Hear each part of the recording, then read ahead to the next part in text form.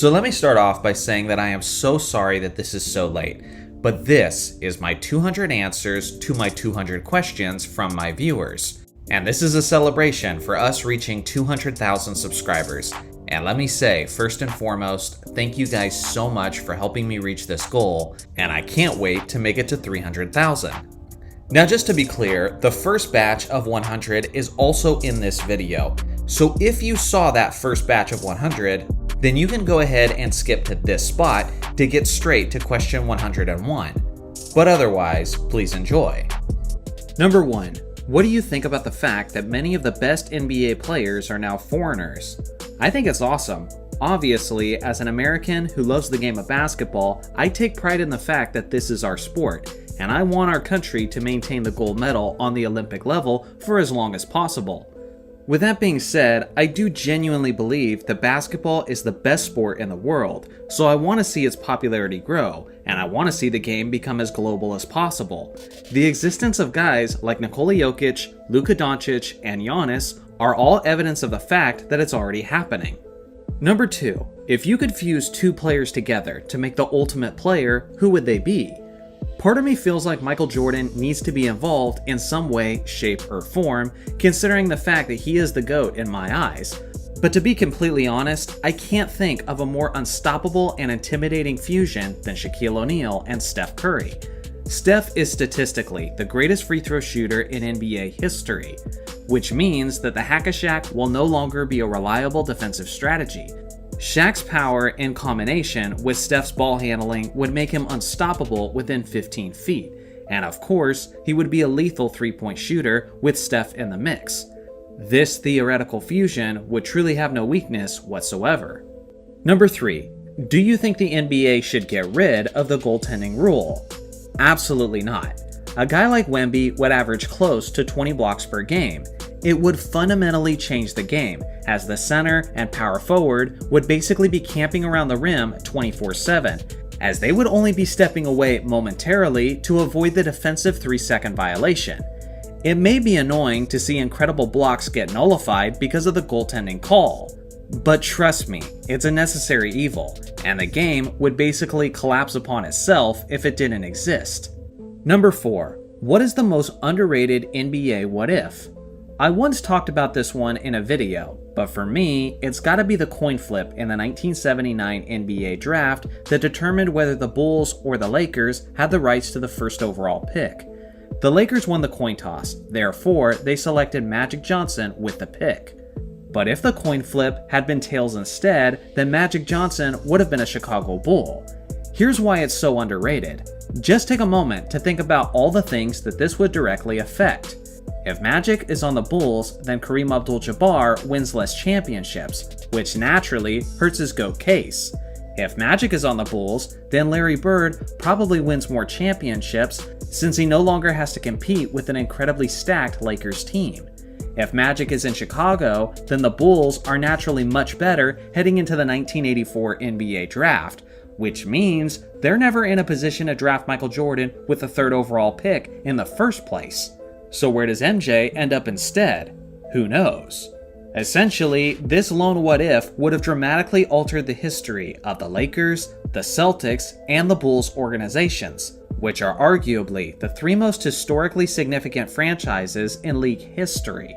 It would also drastically change the careers and reputations of Michael Jordan, Magic Johnson, Larry Bird, and Kareem Abdul-Jabbar. That's 4 GOAT candidates who are no longer the same, all because of one incredibly underrated what-if.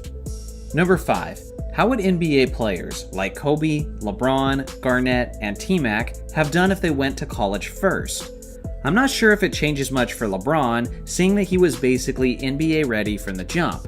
If anything, he would be even more hyped as a prospect, since it would be even more obvious just how high his potential was. Kobe definitely would have been a starter from the jump, since he would have been more developed as a player, and even coaches like Dale Harris couldn't justify having him spend so many minutes on the bench. Ultimately, I don't think it changes all that much outside of their rankings on the all-time lists, since they would be entering the league at a much later date. Number 6. Was there ever a player you followed who never became a superstar but you felt deserved more praise? Yeah, one of the guys that comes to mind is Rasheed Wallace. He won a championship with the Detroit Pistons in 2004, but his best days came well before that. In the early 2000s, Sheed was an absolute force on the Portland Trail Blazers. Now he's remembered as a hothead who collected technical fouls like they were Pokemon, but he was so much more than just that. Wallace was a solid stretch 5 shooter who would regularly hit 3-pointers well beyond the 3-point line. He was lethal with his back to the basket, as he was a dangerous post-up scorer. If it wasn't for their epic fourth quarter collapse in Game 7 of the 2000 Western Conference Finals, then he would likely be known today as the best player on a championship team. I know they had an old Scottie Pippen at the time, but make no mistake, Rasheed Wallace was the best overall player on that roster. Number 7. Who is the greatest ball handler of all time? Personally, I think you have to go with Kyrie Irving. He's got the ball on a string like no one else I've ever seen before. There's a lot of other great candidates, and it needs to be acknowledged that Kyrie plays in an era where the rules allow him to do more things with the basketball. But even with that being considered, I still gotta give him the edge. Number 8. Who is the greatest passer of all time? Well, John Stockton has the most assists in NBA history, and second place isn't even close. With that being said, it's Magic Johnson who has the highest career assist per game average of all time.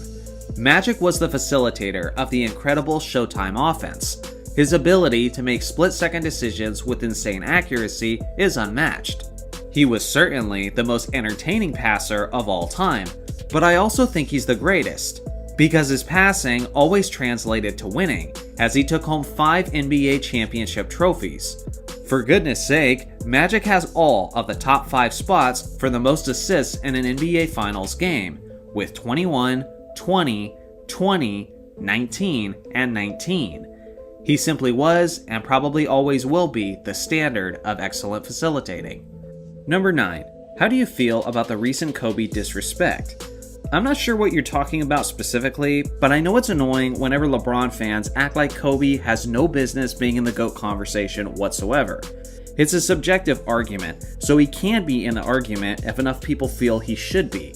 In my opinion, as long as Kobe has more championships than LeBron, then there's always an argument for the Mamba, because the game isn't just about stats. There's a lot of revisionist history going on too, because people are acting like Kobe somehow got elevated after his death, and they say that he was never in the conversation before then. But that's simply not true. For goodness sake, the former commissioner of the NBA, David Stern, said that Kobe was on the same level as MJ. Again, for myself personally, MJ is clearly on top. But all the fans who act like Kobe was never in that discussion are either just too young to know the truth, or they're purposely lying to elevate their own guy. Number 10. What would have happened if Jerry Krause didn't break up the Bulls in 1998? Honestly, I'm kinda glad that the Bulls didn't come back and try for a 7th ring, because I've always thought that Jordan's finals record would have ended up being 6-1 in this scenario. Listen, anytime MJ is involved, the Bulls have a shot, but there would have been a lot of things working against him. For one, his supporting cast would have been significantly weaker. Dennis Rodman was 37 going on 38, and had noticeably taken a step backwards in 1999. Scottie Pippen had an even greater decline, as his scoring dropped by nearly 5 points per game and his field goal efficiency dropped to the lowest of his career. Then you have to consider how grueling the 1999 season was. It was a lockout-shortened season that didn't start until the month of February. Because of the incredibly late start, NBA teams had to play an exhausting 50 regular season games in just 90 days. Games on back-to-back-to-back nights was extremely common that season, and a schedule that grueling would be especially brutal on a team as old as the Bulls. The Eastern Conference was incredibly weak, as the 8th-seeded New York Knicks made it all the way to the NBA Finals. So I think there's a great chance that the Bulls fight their way into the championship series. But if they did, waiting for them would have been the San Antonio Spurs, with their twin tower tandem of Tim Duncan and David Robinson. San Antonio was incredibly strong exactly where the Bulls were weak, which was the painted area. Duncan and Robinson would have ate very well against Chicago, and the combination of that and the Bulls' aging stars would have been a bit too much for them to overcome, in my opinion. If MJ managed to win that championship series and take home a 7th, then it would be literally moronic for anyone to have a GOAT case outside of MJ, because that would have been the greatest achievement of his already illustrious career. But again, I think this task would have been just a bit too much even for him. Number 11. Do you think there will ever be a player more iconic than Michael Jordan?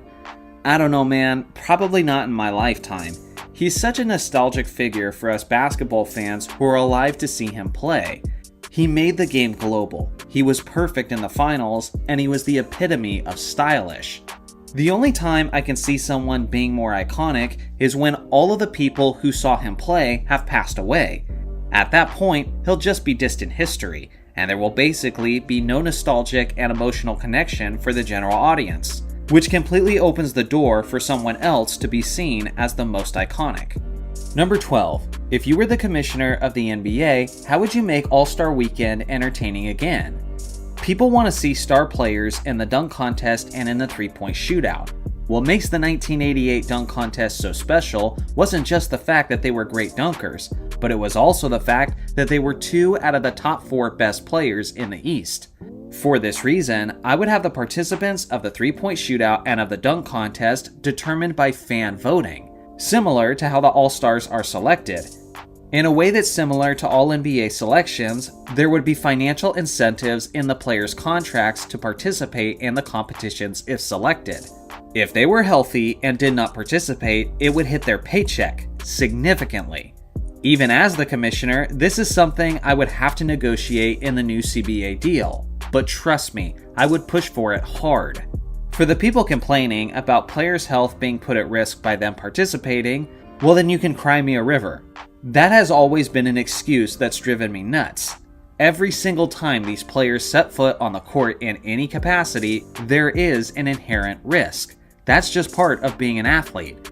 But they owe it to the fans, who literally make them the highest paid athletes in the entire world. They can at least show a little bit of gratitude by participating. As for the All-Star Game, well, that would be a much tougher fix, and honestly, I haven't figured out a great solution just yet. But let's just say I would be willing to take drastic measures if I had to. For example, I would rather have the game determine home court advantage in the NBA Finals than have the game be an epic waste of everyone's time, which is what it currently is. Number 13. Why does nobody talk about the Lakers and Knicks rivalry of the 1970s? That's a great question. They went up against each other 3 times in the NBA Finals in the span of just 4 years, which is the same frequency as the Lakers and Celtics rivalry in the 1980s. I think part of it is the fact that the NBA wasn't as popular in the 1970s, and so less people are familiar with that era in general. But the other reason is because there was limited footage, meaning there's less iconic moments of their rivalry. Think of some of the greatest rivalries in NBA history, and there's almost always iconic moments that add to the legend of that rivalry, like Kevin McHale clotheslining Kurt Rambis, or Isaiah Thomas ignoring Michael Jordan after they had been eliminated, or Robert Horry hitting the buzzer beater over the Kings in 2002. There is a few iconic moments that the most hardcore basketball historians are going to be aware of, but overall, it's just relatively lacking in its memorable imagery. Number 14. Would the NBA be better if they went back to 20 to 22 teams instead of 30? In some ways yes, and in some ways no. Overall, I think it would hurt the league more than it would help it, because less basketball teams in less cities is an injustice to NBA fans. For example, the city of Seattle is still reeling from their loss of their Supersonics, and to make potentially 8 to 10 more cities have to deal with that grief would not be a good thing in my opinion. The one aspect that would actually be exciting is how teams across the board would be insanely stacked with talent, due to the talent pool being more concentrated to fewer teams. It would be like the 1960s all over again. Regardless, I don't think the pros outweigh the cons in this scenario. Number 15. What do you think about the NBA using regulation instead of the lottery as a way to discourage tanking? Personally, I think the lottery is exciting and adds an intriguing level of luck into the NBA's evolution. Although getting rid of the lottery could reduce tanking for the bottom half of the league, I also think tanking would become significantly worse for the 3 to 4 worst teams in the league. because now they would be essentially guaranteed the top picks they're tanking for. Honestly, when I think about it, it doesn't seem like it would truly fix the problem, but rather just alter it. Number 16. What is your opinion on the NBA recognizing the BAA's accomplishments, but not the NBL or the ABA? Personally, I think it's a load of crap. From a branding standpoint, I understand why the NBA only recognizes its own league.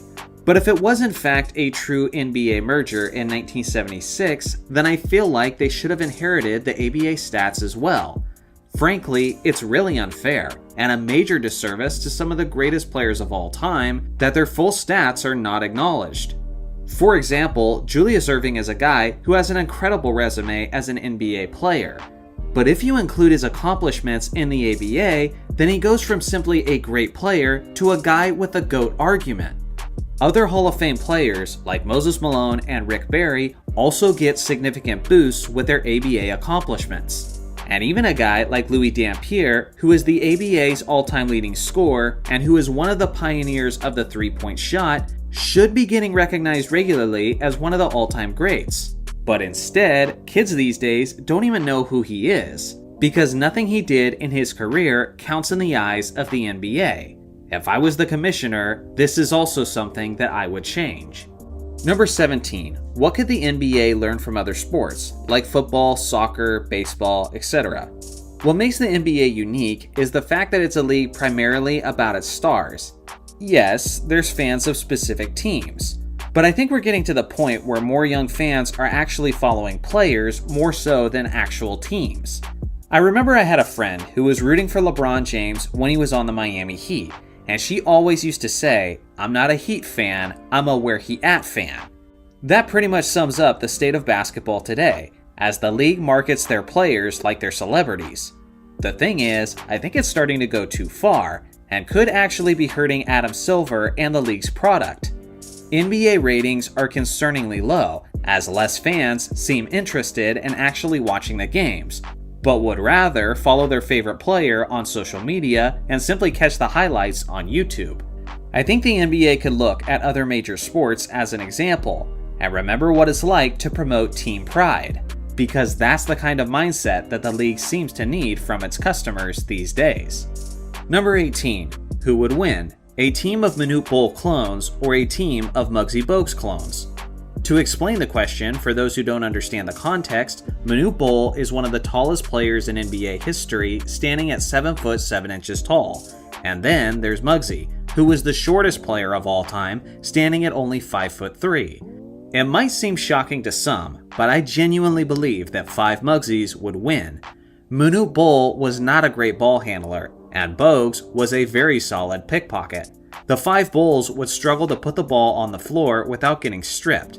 I think there would be a lot of possessions where they wouldn't even get past half court. Then there's the speed gap between Bogues and Bol. None of the Bulls could keep up with the player speed and the ball movement, so I think the Muggsies would mid-range jumper them to death with consistent open looks.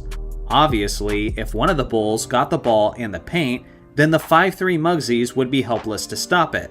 But getting that far up the court would be darn near impossible on most possessions, unless they mastered the art of spacing and passing without dribbling. But I wouldn't bet on it. Number 19. How good would Rudy Gobert be in the 1970s? He would be better, not nearly to the level of Wilt Chamberlain and Kareem Abdul-Jabbar, but he would be an all-star candidate for sure. Specifically, he would be so much better defensively, since there were no three-point shots in that era, meaning more shots are taken closer to the basket, which also means his blocks per game averages are getting a massive boost. Obviously, he would be pretty much the same player though, if not worse, because his inability to handle the basketball would be even more glaring in that era with stricter dribbling rules. Basically, his offensive impact would be just putbacks and lob passes. Number 20. How good would Larry Bird be in the modern NBA? Insanely deadly to say the least. If Luka Doncic and Nikola Jokic could average close to a 30-point triple-double, then you best believe that Larry Bird could too. It's an offensively inflated era that emphasized space and three-point shooting, which is tailor-made for Bird's skill set. I would put it this way. Envision Luka Doncic's numbers with 50, 40, 90 percentages and with a greater defensive impact. Genuinely, that is how good I believe Larry Legend would be in this modern era. Number 21. Who are the greatest rebounders of all time at each position? Good question. Give me Oscar Robertson at point guard. Shooting guard is the Hall of Famer from the 50s and 60s, Tom Gola, who's the only shooting guard in NBA history to average more than 10 rebounds per game in a season, which he did 3 times. At small forward, give me Elgin Baylor. At power forward, I'm taking Dennis Rodman, and at center, give me Wilt Chamberlain. Number 22. Are there any current players on the rise who you think could end up in the top 10? I think there are 3 players. If Steph Curry isn't already in the top 10, I'm basically positive he will be at the end of his career. Nikola Jokic has a real shot, and if he continues at the rate he's going for a little while, then he's certainly on his way. The third guy is clearly Victor Wembanyama. At times, he already looks like a cheat code both offensively and defensively. Just wait until he becomes a leader, when his basketball IQ increases and when he fully grows into his man body. At that point, he will truly look unfair to the competition. Number 23. Why is John Havlicek so overlooked? I think there's a couple reasons for this. For one, his prime was in the 1970s, which other than the 50s, is the most overlooked era in NBA history. The popularity of the league was pretty low at that time, due to the league having a negative image with all of the drug use and on-the-court fighting. The other reason is because he played for the Boston Celtics, and that team was so loaded with Hall of Fame players in the 60s and 70s that many of them ended up overlooked, like Sam Jones and Dave Cowens. Some of Havlicek's career overlapped with Bill Russell, who takes almost all of the attention and the credit. But regardless, John deserves more shine, considering how he had an insane 8-0 record in the NBA Finals. I have a couple videos specifically dedicated to him if you want to check any of them out. Number 24. If you could make an NBA team, where would they play and what would their name be? I've been asked this question before in a previous video, but I've got a little bit of a different answer this time. I think Seattle needs the Sonics back for sure. Albuquerque, New Mexico would be a great candidate. They love basketball and they love their Lobos over there, and their desert atmosphere is cool with some really unique culture. Another potential destination would be Kansas City. It's a really great area for sports and they're always supportive of their teams. I understand it's kind of a college town atmosphere, but people have those concerns in Oklahoma City too, and they just love their Thunder. So I could easily see Kansas City embracing a basketball team as well. Number 25. If you were not allowed to be a Lakers fan, who would you root for instead? That's a tough one. I grew up in Cali and most of my years were actually spent in NorCal. So honestly, as weird as it sounds, I could see it naturally being the Warriors instead. I was actually living in the San Francisco Bay Area in 2016 when the Warriors went 73-9 and my Lakers went 17-65. Let's just say it would have been way more convenient for me to be a Warriors fan at that stage of my life. Number 26. You have to build a starting 5. It has to be one player that retired before 1990, one modern All-NBA player, 2 quality role players from any era, and 1 draft bust. Who would be on your team? My retired pre-90s player would be Wilt Chamberlain, so I've got my center position locked down. My bust player would be Purvis Ellison. He was a 6'9" power forward who played primarily in the 1990s, and he was drafted by the Sacramento Kings with a first overall pick. He never went on to earn an All-Star selection or an All-NBA team, and is considered a massive bust. I'll take him at the 4 spot for a couple of reasons. For one, if there's a single position on the court that isn't making as much of a contribution, I would prefer it to be the power forward. That way, I can still rim protect and still score in the paint with my center. I can still guard the perimeter, facilitate, and stretch the floor with my wings. Purvis was also a pretty decent rebounder, as he got as high as 11 rebounds per game in 1992. Now for my 2 quality role players from any era. At small forward, I'm taking Andre Iguodala, an incredible athlete, solid rebounder, solid passer, and a remarkable defensive player who will lock down any superstar wings. At shooting guard, I'm taking the 6'7" Michael Cooper. Amazing alley-oop threat, one of the ultimate 3-and-D players, and has 8 all-defense team selections. So just like that, my perimeter D is very fierce. And then, for my current All-NBA player, I'm taking Steph Curry at point guard. Incredible floor spacer, greatest shooter ever, we know he can work well with Iggy, and I can only imagine how well he'll do with Wilt. I'll take this team up against just about anybody. Number 27. Does Victor Wembanyama have an argument for the greatest defensive season by a rookie? Oh, he's definitely in the argument. He finished second overall in the DPOY race, and no rookie has ever finished better than that. The only other rookie who's finished second place in the DPOY race was the 7'7" Manute Bol in 1986, who averaged an absurd 5 blocks per game over the course of that season, which is the second highest seasonal average of all time. Wilt Chamberlain and Bill Russell probably should be in the mix as well, but unfortunately, their defensive impacts as rookies is basically impossible to quantify in much detail, since we have almost no footage of their rookie years, and blocks and steals were not yet tracked in the NBA. So for me, it's probably Wemby or Bol, but I think I would have to give the slight edge to Manute Bol. Number 28. If you were the Lakers general manager in the 2012 offseason, how would you have built the team differently? Oh, there's so many things I would have changed. Well, before the season starts, I would have hired Phil Jackson from the jump to coach this team, and if he wants nights off for his health, then so be it. Phil knew how to run a twin tower tandem, so I expect Pau Gasol and Dwight Howard to be extremely effective on the court together. Steve Nash was never the right fit for a Lakers team with Kobe and with Phil Jackson's triangle offense, so I never would have traded for him, and never would have given up all those picks to get him. Instead, I would have traded less picks to get a guy like Jameer Nelson, who can facilitate, shoot threes, and was much younger. The Orlando Magic had just traded away Dwight Howard, so they were committed to a rebuild, so I honestly don't think getting Nelson would have been all that hard. Metta World Peace was not the best three-point shooter to spread the floor, so I would have traded him and thrown in a pick if I had to in order to get a reliable three-point shooter, maybe a guy like Shane Battier.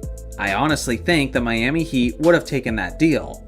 With any remaining leftover picks, I would have made some trades and would have filled out the bench with some youth that can shoot and defend, instead of old has-beens like Anton Jamison and Steve Blake. Ideally, if things went the way I wanted, Phil would be the coach, Jameer Nelson would be the point, Kobe and Battier would be on the wings, Pau and Dwight are down low, and the bench is a bit deeper this time around. This roster has better health, better energy, better perimeter shooting, better chemistry, and more championship experience. Number 29. If you made a starting 5 of the best sixth men ever, who would they be? Well, some guys played at the sixth man spot, but they didn't stay there long term. I'm still considering those guys for spots as long as I get them when they were sixth men. First off, I'm taking Manu Ginobili and I'm starting him at point guard. Second, I'm taking Michael Cooper. He's a remarkable athlete, a 3-and-D assassin, and he was the Defensive Player of the Year in 1987 while coming off the bench.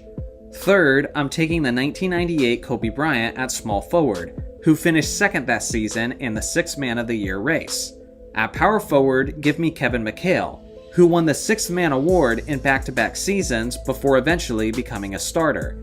At center, I'll take 1986 Bill Walton, who was the Sixth Man of the Year that season and still had some greatness left in the tank. Number 30. If you were to build the GOAT using qualities of players, what players would you choose for each skill? I actually answered this one in a video called I Made the Perfect Basketball Player, so check that one out if you'd like.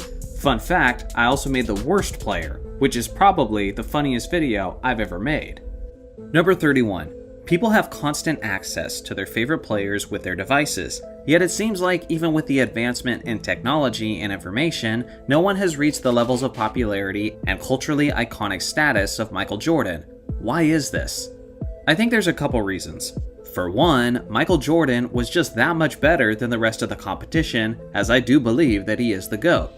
Now, was David Stern helping his popularity? Of course. Two things can be true at once. Stern knew what he had in MJ, and they marketed him relentlessly as they tried to squeeze every dollar they could out of him. The other thing is MJ himself. You're free to give your opinion on the GOAT, but one thing you can't argue against is how Jordan is incredibly likable to the general audience. Both MJ and the league office were determined to maintain his squeaky clean image, and MJ especially was so good at it. He was gracious with the media. He was so well-spoken and insightful in interviews. He was supremely confident, but almost never called himself the best. When he was competing, he was ferocious, but when he wasn't competing, he was smiling. People in the 90s fell in love with MJ's character, and he won so darn much that he basically defined an entire generation of sports fandom, and that impression he left on them isn't leaving for as long as they live. Number 32. What kind of biases are there in the NBA media, and why? Oh man, there's way too many to cover in this one single question. I need like a 10-part video series if I wanted to thoroughly tackle and explain all of them, but I'll speed through a few. First off is big market bias. It's the reason the Lakers are talked about every single day on ESPN, even if they suck in that particular season. There's the LeBron James bias, because they've determined that he's the current face of the league. He agrees with the core values of ESPN, and even Clutch Sports funding probably plays a significant part in why there's so many advocates for LeBron in the mainstream media. I think there's an American bias, as the mainstream media never seems to embrace guys like Luka, Giannis, and Jokic as much as they do for guys like LeBron, Ant, and Jason Tatum. For some reason, I think they're convinced that the Americans need an American player to connect and identify with. I personally don't see basketball that way, and ESPN clearly does these days. There's also a conflict bias. Shows like Undisputed, First Take, and First Things First aim to have as many disagreements as possible because conflict is key in their eyes. Everyone agreeing on common sense doesn't help get clicks and get people talking. Along that same vein, there is also a hot take bias. To put it simply, they would rather say something stupid and get clicks than speak the truth and have no one bat an eye. This is why there's so much sensationalism in the NBA media today. There's a lot of other examples I could give of media biases, so maybe it'll have to get its own video at some point. Number 33. What if everyone had a 20+ year career like LeBron James? How would that influence the all-time rankings? Well, I assume you're suggesting that they not only have that level of longevity, but they also have that level of consistency. If that was the case, then you could basically just look at the career averages and figure out who would be the all-time leaders. Michael Jordan would be the all-time scoring leader instead of LeBron, Magic Johnson would be the all-time assist leader instead of John Stockton, and so on. The guys whose legacies improve the most are the ones who had remarkable careers in a short amount of time. Probably the best examples of that are Magic Johnson and Larry Bird, seeing how both of their careers were cut short due to health issues. Just think about Magic for a second. He won 5 NBA championships and made it to the NBA Finals in 9 out of his 13 seasons. If he played as long as LeBron and was consistent, then that's like 15 to 17 Finals appearances, and who knows how many rings. The GOAT conversation would change completely. Number 34. Do you think the Hornets will ever win a championship, and how far into the future will it be? At this current moment in time, there's no reason to assume they'll win a championship anytime soon. I mean, Michael Jordan did recently sell the team, and given his track record as an executive, I guess that at least gives some hope that there's greener pastures on the horizon. With that being said, they're a small market team, without much free agency appeal. On a positive note, consider how roughly 19 out of the 30 teams in the league have won at least one championship, and in the last 10 years, 3 teams got added to that list, which were the Cavaliers, the Raptors, and the Nuggets. Based on the way things are going, I think every organization gets a championship eventually. The question is whether or not you're going to live long enough to see your team win theirs. My guess is that you will. A lot can happen in a lifetime. Remember, they once had Kobe Bryant on their roster, but then immediately screwed that up. With just one different decision being made, they would have been championship bound. But again, I don't see the Hornets winning in the near future. Number 35. Do you think the Bulls would have defeated the Houston Rockets if Michael Jordan didn't retire to play baseball? So I've made 2 different videos about this, and each one took a different approach. I'll try to sum it up here shortly. The Bulls historically didn't do great against Hakeem's Rockets, And it is a bad matchup for Chicago, because Houston is strong exactly where Chicago is weak, which is the center position. Hakeem would have ate extremely well. Then you had the free agency of Horace Grant, who was wanting to get paid. If he still ends up leaving for Orlando, then I think the Bulls win in 1994 while he's still on the roster, but not in 1995. If Horace Grant stays in Chicago, then they may win over the Rockets both times. But that creates a whole new issue, because if Grant never leaves the Bulls, then there's never an opening at power forward, meaning Chicago never takes the risk of signing Dennis Rodman, which now jeopardizes their ability to win in 1996, 1997, and in 1998. So ultimately, you've got a choice to make in this hypothetical scenario. Do you lose Horace Grant in the summer of '94 and at best split the championships with Houston? Or do you keep Grant and then likely ruin the second three-peat? Basically, the Bulls win a ton of championships in either scenario, but I simply don't see a way where they could have won 8 straight. Number 36. From a playstyle standpoint, do you feel as if there will be another revolution in basketball in the next 20 years? For example, the three-point revolution, fast break basketball, big men-centered basketball, etc. Honestly, I think that's kind of impossible to predict. The game always changes, but is it going to have this drastic shift like we've seen before? Well, I think it just kind of depends on the players within the league. In the 1960s, Wilt Chamberlain was such an athletic freak that they altered the rules in order to slow him down. Decades later, Shaquille O'Neal dominated to such an extent that he controlled the pace of the game, and even influenced how opposing teams prepared themselves in the off-season. Then in the 2010s, Steph Curry expedited the process of the NBA becoming a league all about the three-point shot. It's going to take a player with that kind of talent and impact in order to make a dramatic shift within the league. For example, if a prime Shaq was dropped in this modern league, then you best believe that he would change up the approach of many teams. Number 37. Would it be a hot take to say that Joel Embiid is already one of the biggest underperformers in playoff history? No, that's not a hot take. Maybe a premature take because he's only 30 years old and still has plenty of playoff basketball ahead of him, so he's got time to change that narrative. But the reality is that he's been terrible more often than he's been good so far. Number 38. Do you think the NBA will eventually get rid of traveling or even dribbling altogether somewhere in the future? No way. I get that guys get away with traveling on a regular basis, but there's simply no way in hell that they would get rid of dribbling altogether. The dribbling highlights like crossovers and ankle breakers are beloved by the fans, so even from an entertainment standpoint, it doesn't make sense.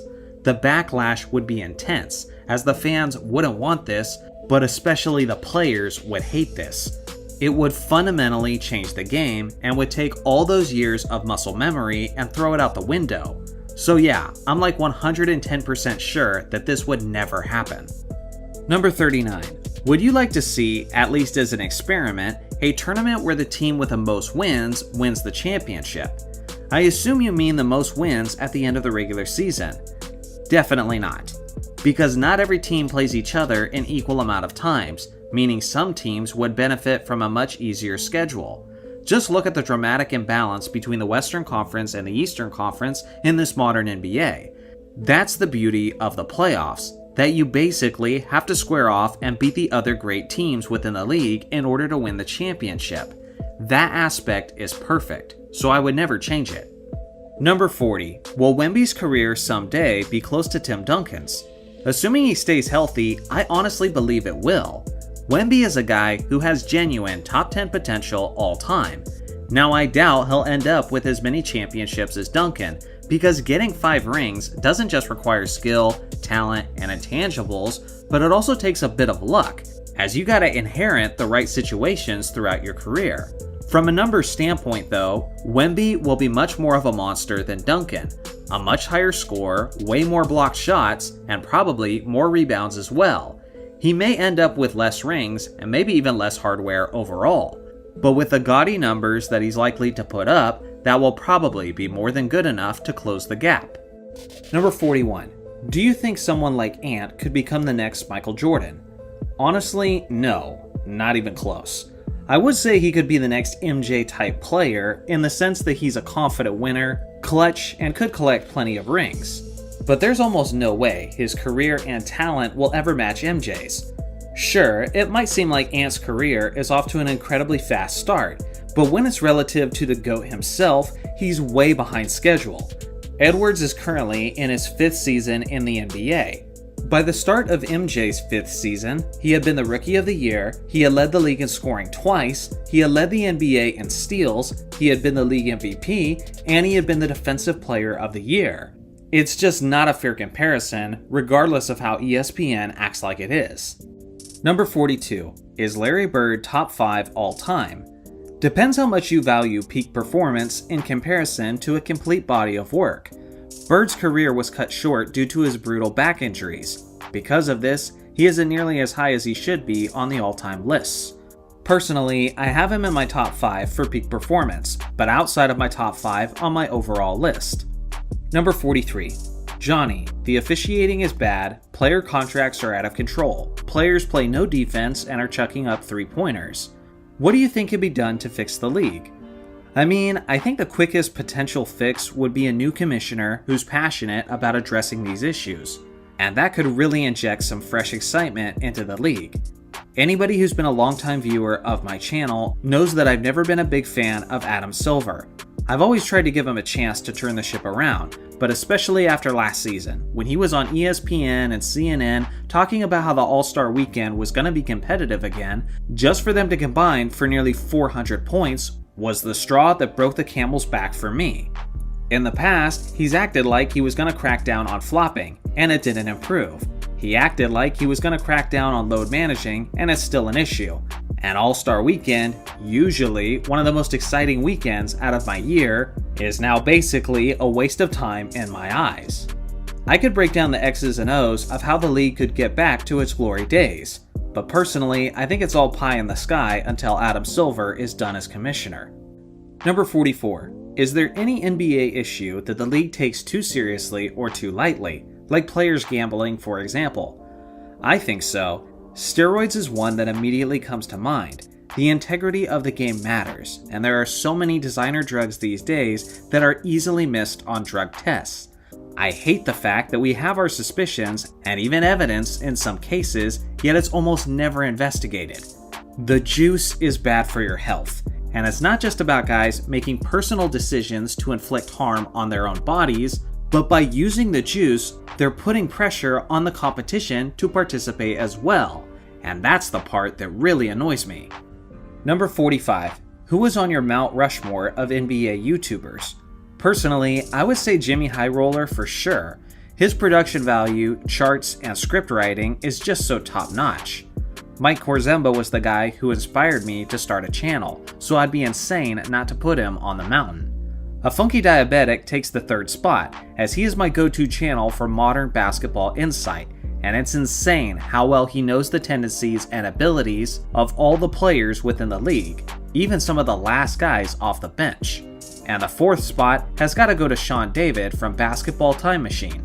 Dude's got the biggest basketball history channel on YouTube, and you know that's obviously a very respectable thing to me. Number 46. What do you think is more important when determining a player's legacy? All-time individual stats or accomplishments? Accomplishments for sure. Obviously, you have to factor in both aspects when weighing a player's greatness. But here's the truth about basketball history. The most legendary icons in league history often sacrifice stats in order to win championships. But they didn't sacrifice championships to get stats. Sure, some star players did the latter, but now you know why they're not known as the best. Number 47. At this very point, who is a greater buck between Giannis and Kareem? At this point, I think you technically have to give the edge to Giannis. Both guys won a championship with the Bucks, but Giannis has played twice as many seasons in Milwaukee and is crushing Kareem on the all-time lists, like points, rebounds, assists, blocks, and steals. He also has more All-Star selections, more All-NBA selections, and All-Defensive selections. Basically, the only thing that Kareem has over Giannis is MVPs, which is 3-2. But that's not nearly enough to make up for all the rest. Number 48. What can the NBA do to improve defense once again? Guys are nearly impossible to defend when they're allowed to do anything they want with the basketball and with their feet. So the first thing you gotta address is the lack of traveling calls. Really rein the guys back in and force them to make the most of their footwork and decision making. They could bring back hand checking. At the very least, I'd experiment with it during the in-season tournament. Can you imagine how excited that would get the general basketball audience, as modern fans would be itching to see how their favorite players do, while older fans might be curious enough to tune back in. There's a lot that can be done, but to me, those are the best places to start. Number 49. What is your favorite NBA story? Personally, I think the Maurice Stokes and Jack Twyman story is my favorite. On one hand, it's a very interesting basketball what-if, but on a more important note, it's an incredible story of friendship, sacrifice, and love. I made this video about it if you want to check it out. But yeah, it's more than just a great basketball story, but an amazing life story that even non-basketball fans could appreciate. Number 50. Do you think a prime Klay Thompson could carry his own team? Depends what you mean by carry. I think he could be the best player on a decent team and put up better stats than he ever did in Golden State. But if you're talking about carrying a team to a decent playoff run, I don't think so. If you think of some of the most famous carry jobs in basketball history, like Jordan in 1988, Kobe in 2006, LeBron in 2007, and Westbrook in 2017, they were all done by guys who can do a multitude of things well on offense, and who were the primary ball handlers for their squads. Outside of scoring, Klay doesn't really do a ton as an offensive player. He's also a guy who plays a lot off ball, and usually doesn't do a lot of playmaking. For this reason, he's kind of a guy who naturally needs some help to get things done, even when he's at his best. Number 51. What could have happened if LeBron never left Miami? Well, the East still wasn't very strong in 2015, so I imagine they're making it back to the NBA Finals that season as well, even with a declining Wade and Bosh. After that though, I think Pat Riley would have seen the writing on the wall for Wade and Bosh, and probably traded them to retool around LeBron.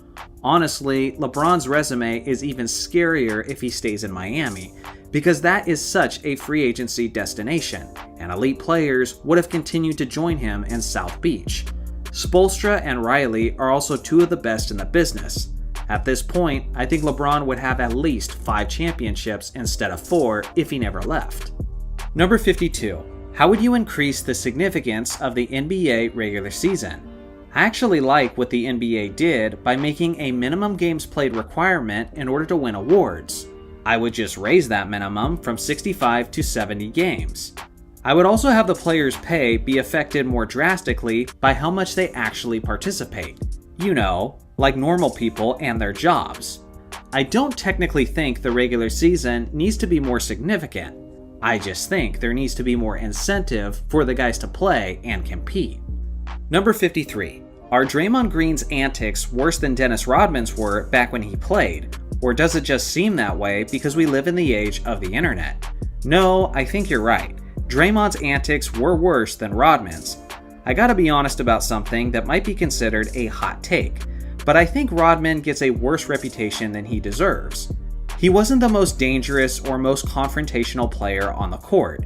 Sure, he got into some scuffles, but the biggest thing Rodman was guilty of was just being a weird, eccentric dude in the 1990s. Hell, back then, they even thought his colored hair was weird. People weren't used to basketball players being covered in piercings and wearing wedding dresses. He was just different. But he wasn't this PR nightmare with an attitude problem to the extent that people make it seem. I think a better antics comparison for Draymond of today is actually Charles Barkley of the 1990s. Draymond stomped, choked, slapped, and kicked dudes in the groin. Charles Barkley got in fistfights often, spit on fans, threw a guy through a window, and so on. Neither guy was a role model, and both spoke their minds in a very unapologetic fashion. So yeah, when it comes to negative antics on the court, Draymond was way worse than Rodman. The Worm was just weirder. Number 54. What are your top 5 favorite players at each position? That's 25 players in total, so let me list them off real quick. Point guard in order: Damian Lillard, Rajon Rondo, Derek Fisher, Luka Doncic, Magic Johnson. Shooting guard in order: Kobe Bryant, Reggie Miller, Michael Jordan, Kyrie Irving, Vince Carter. Small forward in order: James Worthy, Dominique Wilkins, Larry Bird, Julius Erving, Trevor Ariza. Power forward in order: Charles Barkley, Pau Gasol, Sean Kemp, Dirk Nowitzki, Kevin Garnett. And lastly, at center, Wilt Chamberlain, Shaquille O'Neal, Hakeem Olajuwon, Nikola Jokic, and Yao Ming. Number 55. If the three-point line existed in the NBA prior to 1979, then who do you think would have been some of the best three-point shooters of the 60s and 70s? There's quite a few that I know would have been solid. In the 1970s, Jerry West would have been a natural, seeing how a majority of his points were perimeter jumpers anyway. David Thompson was also a great scorer, who was rumored to have three-point range. Pistol Pete Maravich also would have been fantastic, and if you go back and watch Maravich highlights, you'll see him take a lot of shots that were close to three-point distance, even though everything counted as two. The three-point line actually did exist in his final season in the league. He played 43 games that year, and he shot an absurd 66.7% from deep. So not only do I think that he would have been good, but I think that he would have been one of the all-time great three-point shooters. Downtown Freddie Brown is another guy who could have benefited from the line always being there. In the 60s, Jerry West would have been doing his thing, and Sam Jones of the Boston Celtics had a lethal pull-up jumper. I'm sure there's a lot more I'm not thinking of, but those are the biggest examples that immediately come to mind. Number 56. How do you think people will look back on this current era of superstars in 50 years? Will people call them plumbers the way many call the likes of Chamberlain and Russell now? Oh yeah, they definitely will. They won't use the same plumbers and firemen terminology, but they'll have their own unique ways of belittling previous generations. Just to be clear, this isn't anything new. Sure, maybe they're more aggressive about it in recent years, but I've literally shown footage on this channel where Wilt Chamberlain and others were criticizing the 1990s for being soft, while talking about the more physical days of the 1960s. History tends to repeat itself. Number 57. He's the only player to ever score 70 points and get a quadruple-double in his career, so why is David Robinson not talked about enough? You know, it's funny. I recently did a video on this exact topic, and I called it the greatest victims of revisionist history. Kids today really don't know just how excellent Robinson was, as he was simply one of the greatest defensive players in the history of the league, to go along with the fact that he was a pretty damn good scorer as well. I believe the biggest reason for this is because legacies are defined and players are remembered by what they did in the playoffs. And the most memorable aspect of Robinson's career was him getting absolutely destroyed by Hakeem Olajuwon in the 1995 playoffs. Up until that point, it was a genuine debate on who the better center was, but now the comparison seems laughable to many fans in hindsight. Over the years, I've kept changing my mind on who is the most underrated player in NBA history, but I can say beyond a shadow of a doubt that Robinson is in my top 5 of that category. Number 58. Do you think a professional outdoor basketball league could work? It sounds cool to think about, but no way. Especially in this modern era where players are sensitive about maintaining their health. It's hard enough to get guys to play anywhere close to 82 games in a season, and then you want to expose them to the elements and outdoor conditions? That simply would never fly. It would be hilarious though to see guys playing on double rims, trying to shoot through the wind, and dribbling in the rain. Number 59. What is your favorite NBA jersey of all time? I am definitely biased, but when the Lakers introduced their Sunday whites, I thought it was the coolest thing I had ever seen. I was so used to seeing my team in strictly purple and gold, so when the alternate whites dropped, it was a refreshing new sight. The fact that Kobe dropped 81 in that jersey makes the positive association even better. I think most NBA fans can agree that the 90s jerseys were peak basketball attire. From that era, the Raptors and Jazz were my favorites. There was also something really special about the Bulls' alternate black jerseys with the pinstripes, even though the team became ass when they wore them. Fun fact, the black pinstripes was their alternate jersey during the 95-96 season, where they went 72-10. MJ actually hated those jerseys though, and viewed them as bad luck, because they had a horrible record in them. In that 95-96 season, the Bulls were 5-5 in the black pinstriped jerseys, and they were 67-5 in everything else. Go figure. Number 60. If you were to create an award that doesn't already exist, what would it be, and who are some players that you would retroactively give the award to? For example, DPOF, meaning Defensive Player of the Finals. That's not a bad suggestion. For me, I think there's enough awards out there currently. Clutch Player of the Year is one that crossed my mind, and then it became a thing. Conference Finals MVP is something I always wanted, and then it became a thing. And MVP of the Olympic Games was something I wanted too, but now that's a thing. If anything, I feel like we're starting to get carried away with all these awards, and if we don't slow down, it's going to start feeling cheapened, like participation trophies. So for myself personally, I would not introduce any new awards anytime soon. Number 61. What happens if John Paxson doesn't make that shot in Game 6 of the 1993 NBA Finals? Honestly, I'm not even sure if the Bulls lose that game if Paxson misses that shot. If you check the replay, Horace Grant is in a decent box-out position to potentially get the rebound if it bounces his way. And as coaches always say, long shots equals long rebounds. Michael Jordan had just boxed out Kevin Johnson to the point that he fell to the ground. If Paxson's shot misses off the front of the rim or off the back iron, then it's likely that MJ is getting that rebound with a good look at an open mid-range jumper to tie the game. Let's just say that Paxson misses that shot and Phoenix gets the rebound to win the game. You really think I'm going to pick against Michael Jordan in a 7th game in the NBA Finals in a series where he's averaging an efficient 41, 8, and 8? Definitely not. I'm going with MJ and the Bulls, even though Game 7 was in Phoenix. Number 62. If the NBA logo ever changed, who do you think should be the new silhouette? For the record, I do not think it should change.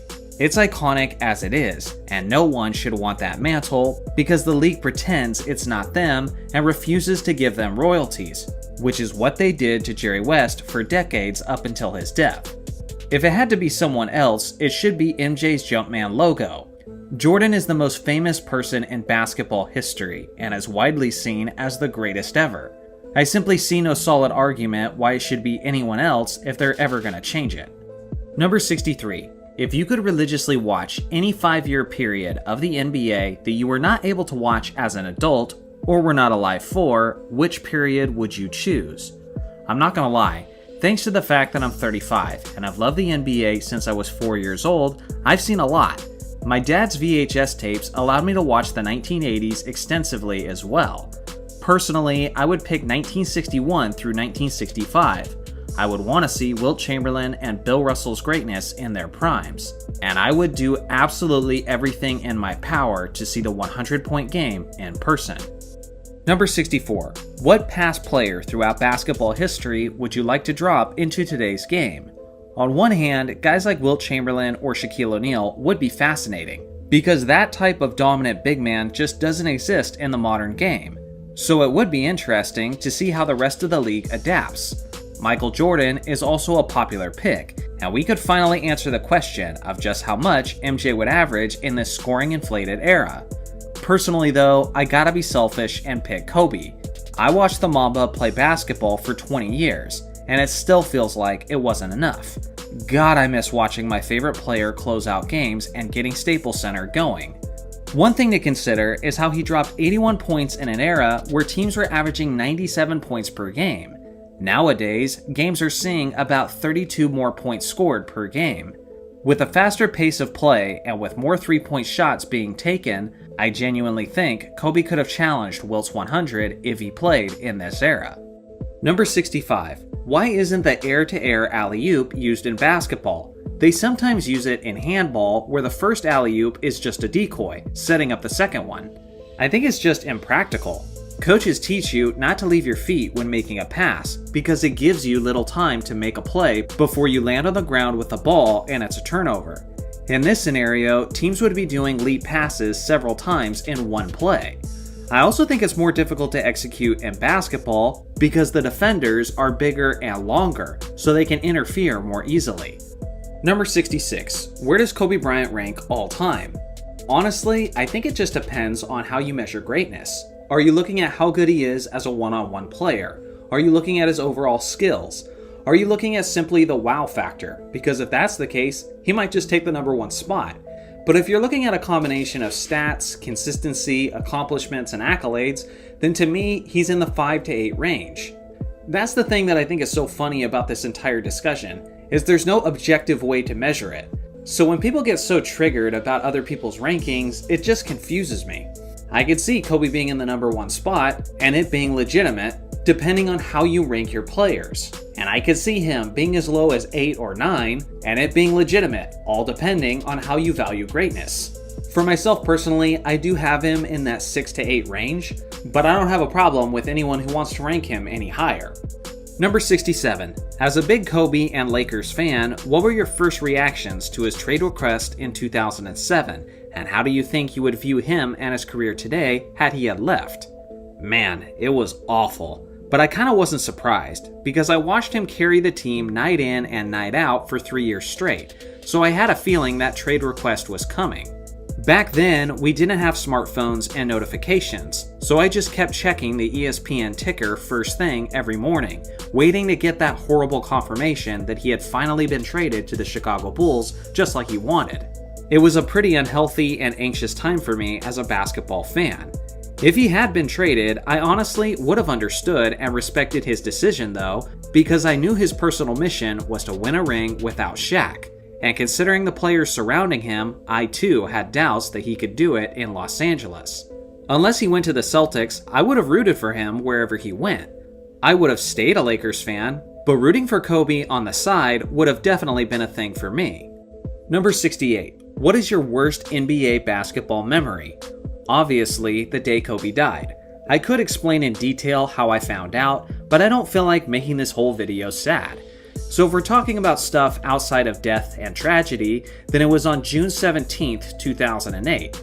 I may have told this story before, so forgive me if you've already heard this, but me and my high school girlfriend had been going through a rough stretch, and it was this afternoon that she officially broke up with me.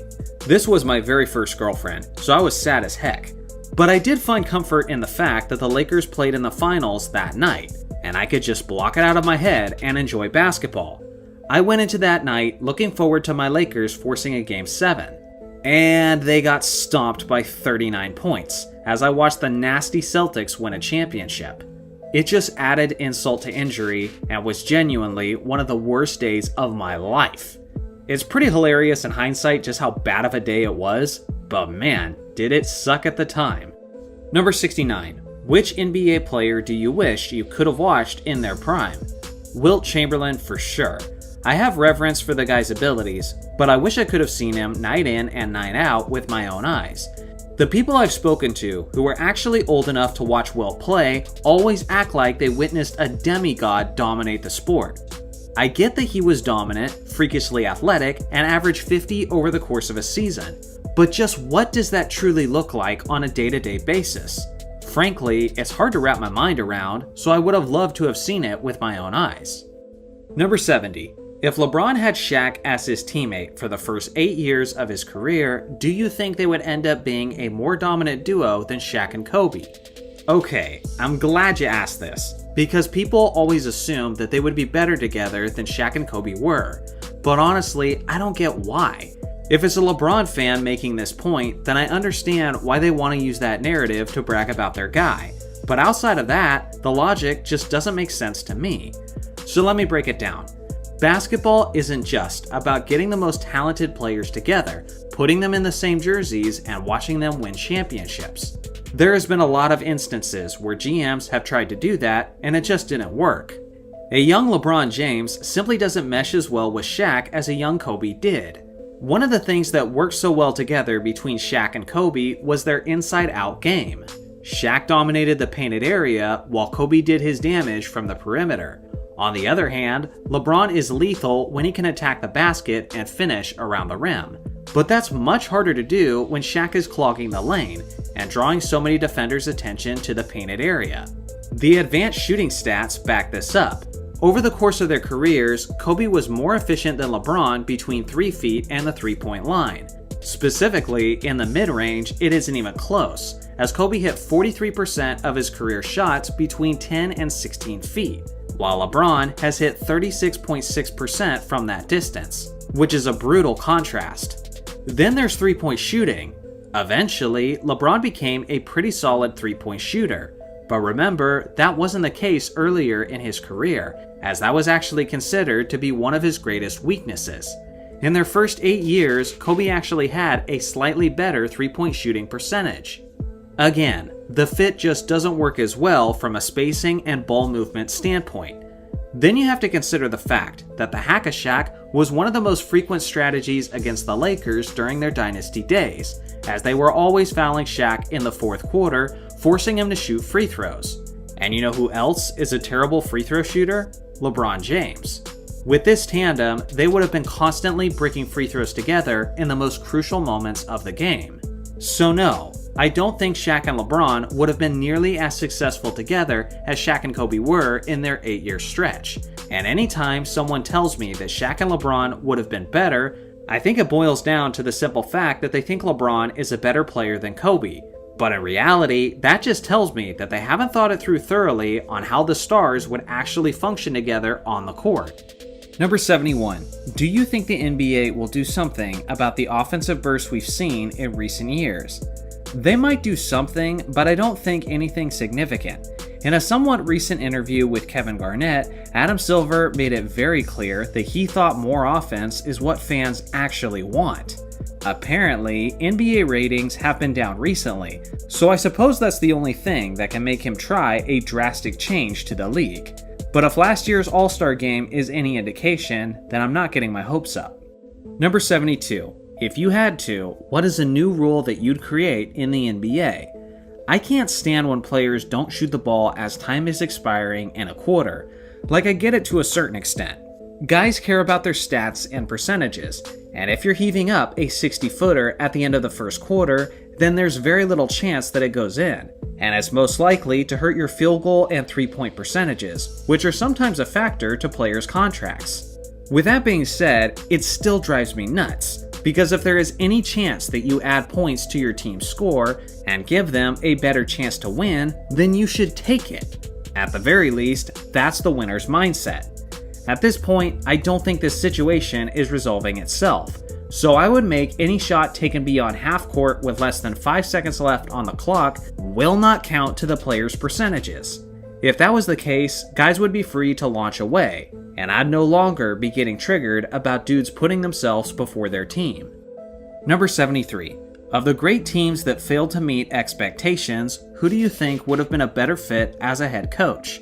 I've said it once and I'll say it again. If Phil Jackson was the coach of the 2012 to 2013 Lakers instead of Mike Brown and Mike D'Antoni, then that season would have gone so much better.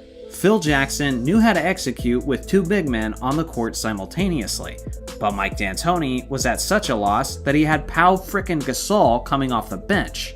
Anyway, I'm not going to rant over that season because I've done it way too many times on this channel. Outside of that, I don't know, anyone other than Doc Rivers on the 2024 to 2025 Milwaukee Bucks?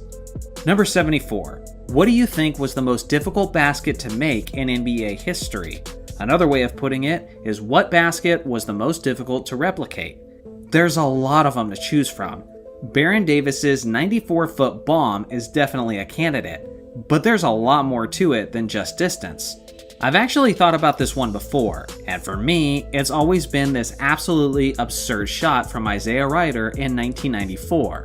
Dude is off balance, falling out of bounds, saves it from going out of bounds, throws it across his body behind his back, and somehow has the strength and random accuracy to swish this shot.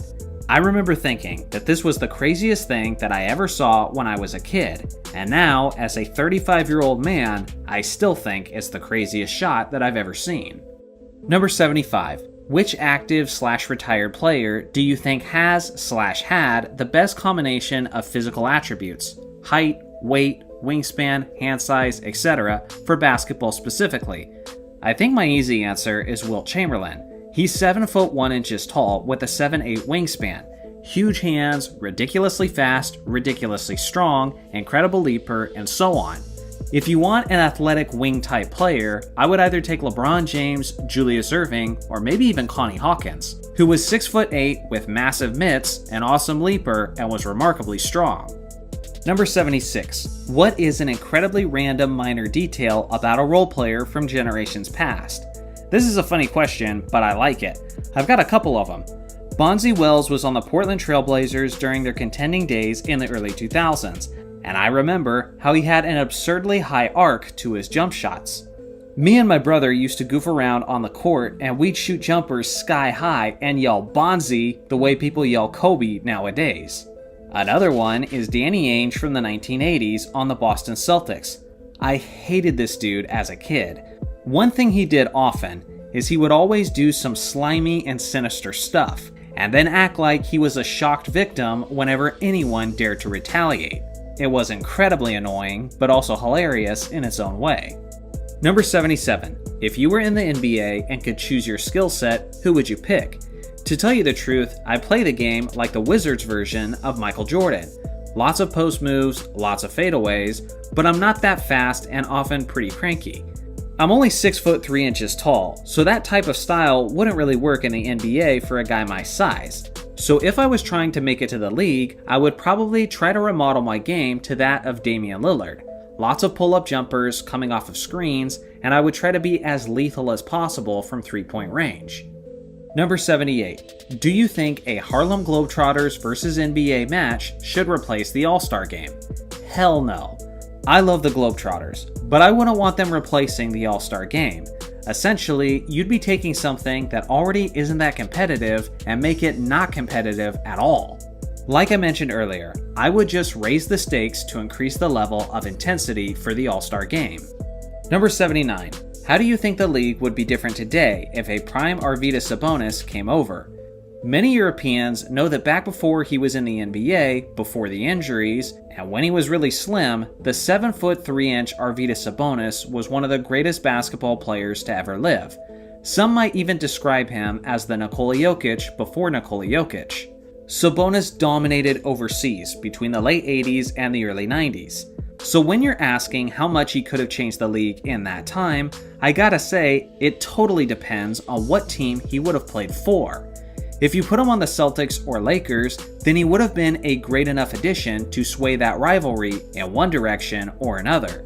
Say you put him on the Chicago Bulls with a young Michael Jordan. In that case, not only do I think MJ is winning 8 or 9 championships, but the Bulls would have completely dominated their rivalry with the Detroit Pistons. If you put him on the same team that he eventually ended up on, which is the Portland Trail Blazers, then they're definitely winning 2 or 3 championships. Seeing how they were good enough to make it to the NBA Finals in 1990 and in 1992 without Sabonis. The trio of Terry Porter, Clyde Drexler, and Arvydas Sabonis would have caused nightmares for opposing teams, and he would have fit in beautifully into a position where they could have used the help. Number 80. Which player do you dislike the most from each era? The 1950s is Frank Ramsey, because he introduced flopping to the league. The 1960s is Rick Barry, incredible talent and an all-time great, but he wasn't the best teammate. He quit on his team once, and in the years since, he always seems upset about something in interviews. The 1970s is Wes Unseld. It's not necessarily anything personal with him, but I can't stand how he was always winning the awards that I believe Elvin Hayes deserved more. The 1980s is Danny Ainge. Dude was a slimy, whiny brat, who was always causing trouble and did a lot of flopping for a guy in the 1980s. The fact that he played for the Celtics didn't help either. Close second in this decade was Bill Laimbeer. The 1990s is Karl Malone, and you know why. The 2000s is Raja Bell. Great defender, but dude was a jerk and pulled some cheap shots on Kobe in their numerous battles. Shout out to Bruce Bowen though for similar reasons. The 2010s is Kevin Durant. I can't stand the burner accounts, the sensitive personality, and the worst free agency move in NBA history that genuinely made the league boring for a few years. 2020s is Jason Tatum. Because the dude seriously needs to stop plagiarizing other players and get his own personality and iconic moments. Seeing him copy other legends in his celebrations is one of the cringiest things I've ever seen in basketball. Number 81. Who are the best off-ball players of all time? For me, the two guys were always Steph Curry and Reggie Miller. Both of these guys drew so much of the defense's attention, and neither guy ever got lazy and just stood around. These guys were always moving, covering so much ground, and only needed a second of daylight once they actually got the ball. Number 82. So the GOAT debate often has championships in the conversation. Championships are also won by teams. So if you take championships out of the equation, who is your GOAT and who is your top 3 all time? If you completely remove championships, then you're basically just looking at the regular season records, the all-time statistical rankings, and individual awards. If that was the case, then I don't see how Wilt Chamberlain isn't the greatest player of all time. The guy holds more NBA records than any other player in league history, to the point that his nickname is literally the record book. Rounding out my top 4 would be Michael Jordan, LeBron James, and Kareem Abdul-Jabbar. Number 83. Why is Luka Doncic so beloved and respected while Trae Young and James Harden are so hated? Is it a perceived arrogance of Harden and Trae? Well, first off, people like winners. And recently, Luka Doncic has clearly been the best player and the most winning player out of that mix. I honestly don't know why Trae Young gets such a hard time. But as for James Harden, I literally put him on my list of my most disliked players of all time. And I could go over those reasons all over again, from the flopping, to the work ethic issues, to his nightlife tendencies. Whenever a guy has a confidence that outweighs his work ethic, people are usually going to respond negatively. Number 84. What is the biggest steal in modern NBA draft history? I mean, it has to be Nikola Jokic in 2014.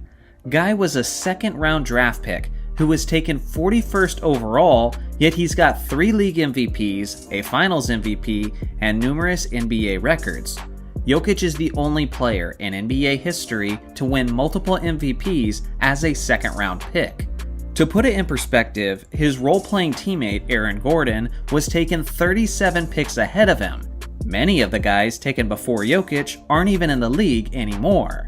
So yeah, for me, he's the greatest draft steal in modern history. And given just how far he fell, he may just be the greatest draft steal of all time. Number 85. Do you think the in-season tournament will ever be a respected award? I actually do. I don't care for it, but the players are bringing playoff intensity to the games, and if they keep that up, the fans almost certainly will eventually follow suit.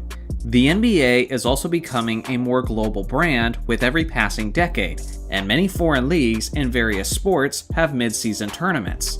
So this tournament is not a concept that will be hard for those fans to embrace. It's mostly just us American basketball fans who have been viewing for many years. Number 86. If Kobe didn't tear his Achilles, then how do you think it ends? Well, heading into that game against the Warriors, Kobe was on fire, and the Lakers were one of the hottest teams in the entire league.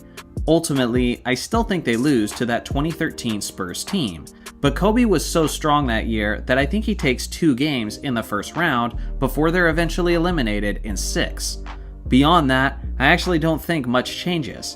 Dwight Howard still leaves to Houston, Steve Nash rides off into the sunset, and the Lakers struggle for Kobe's final 3 seasons, regardless of the fact that he would still be healthy and performing at a high level.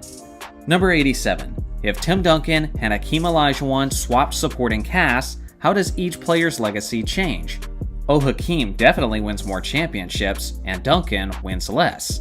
For the most part, Duncan always had a stable organization, with great coaching, talented support, and veteran experience.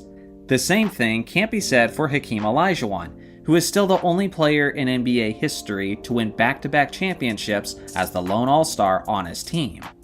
Number 88. What do you think would happen if the three-point line was suddenly abolished?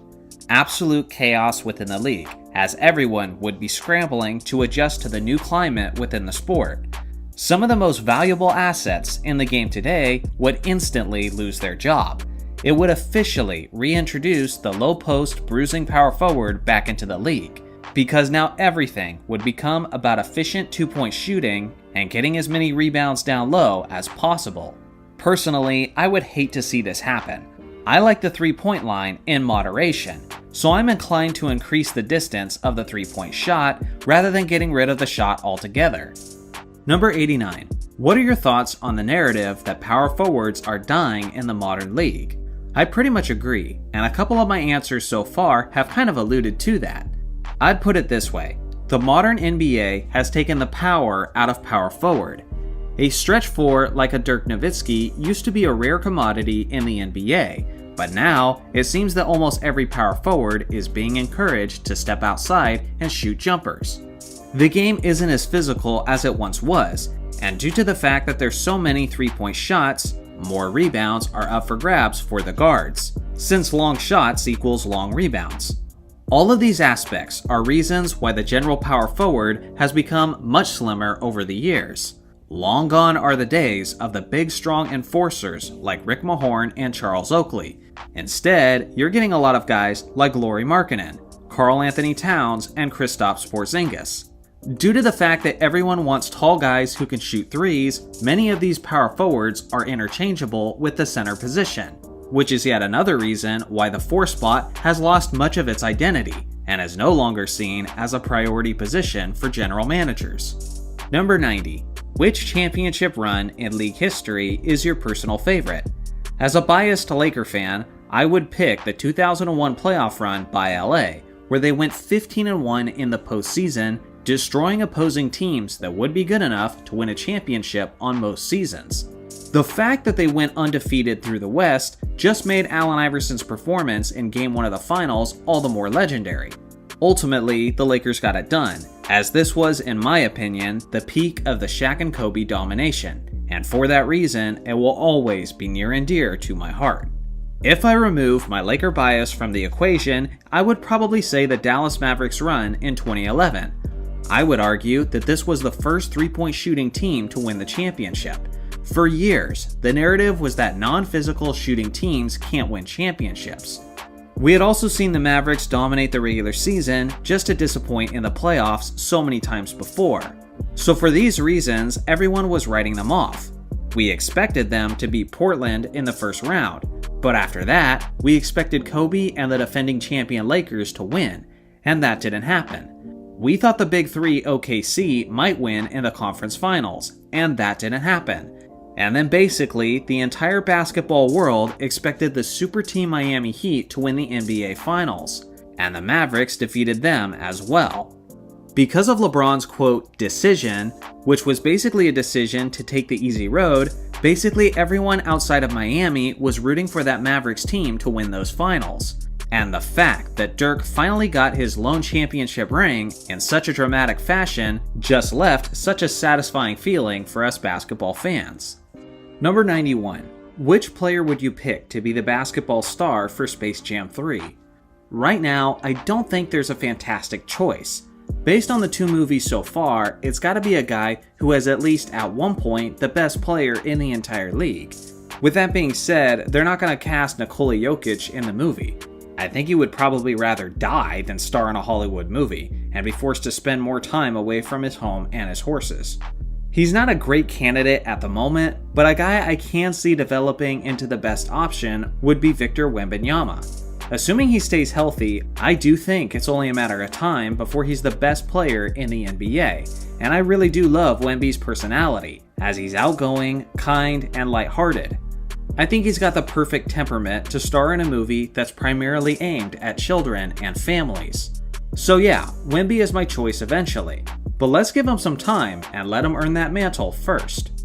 Number 92. How do you think we can reduce injuries in the modern NBA? Injuries are a part of the sport.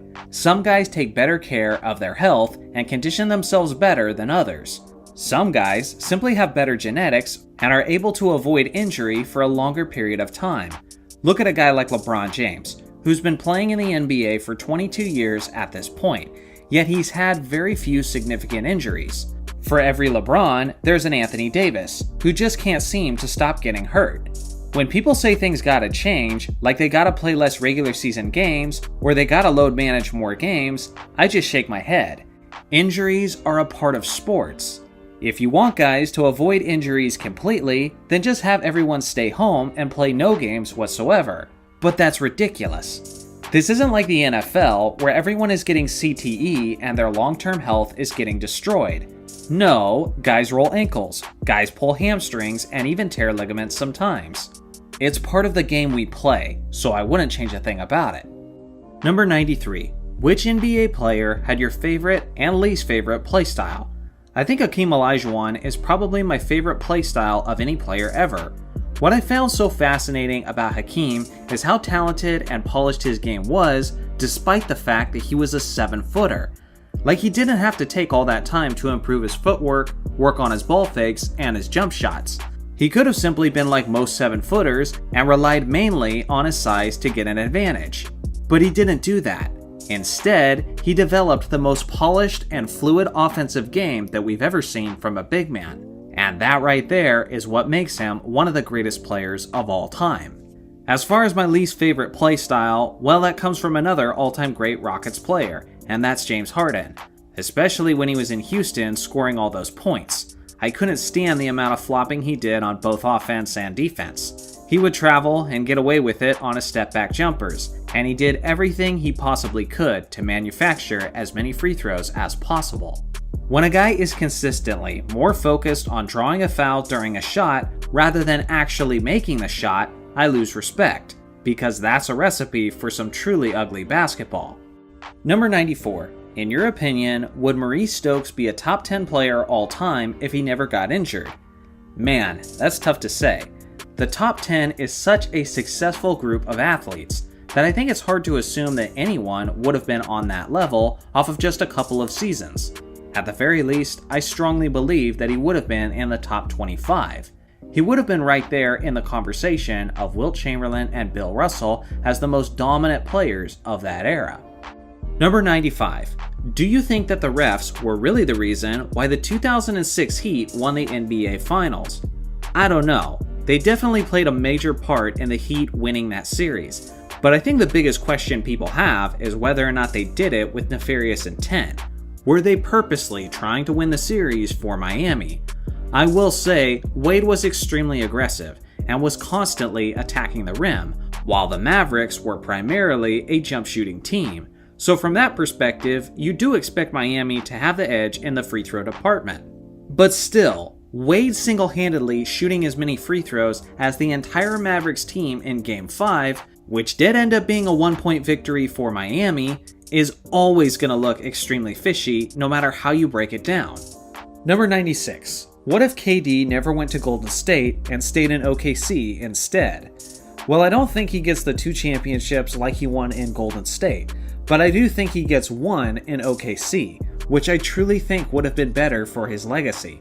1 championship in OKC would have made him a hero in that city, and it would have gave him a Dirk Nowitzki type legacy, rather than the legacy he has now, which is basically a great player who took the easy road.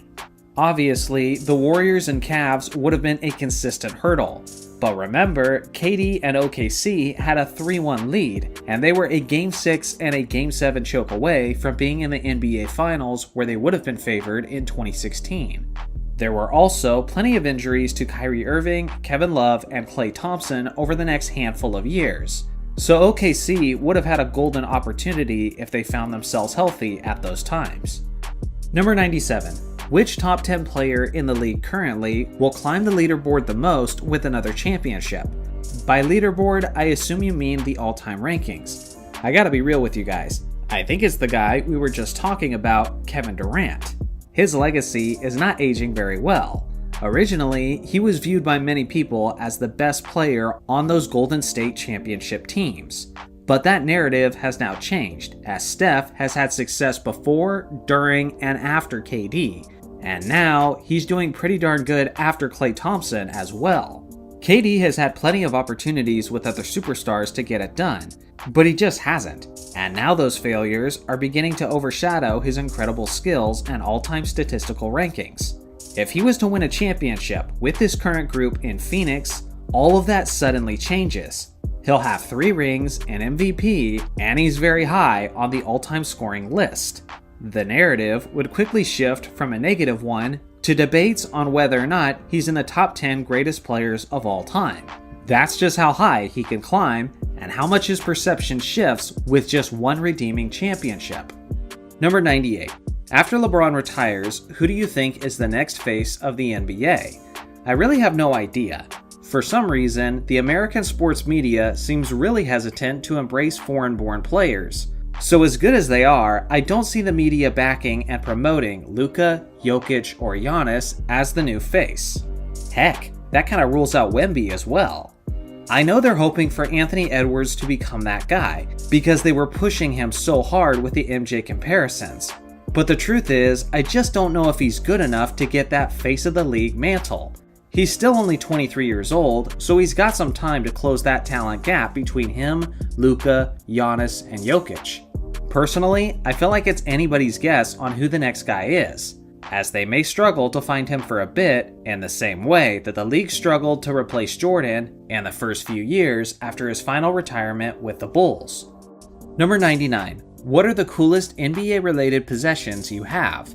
One of my favorites was actually gifted to me by a sweet older couple after I took care of their cat for a couple weeks.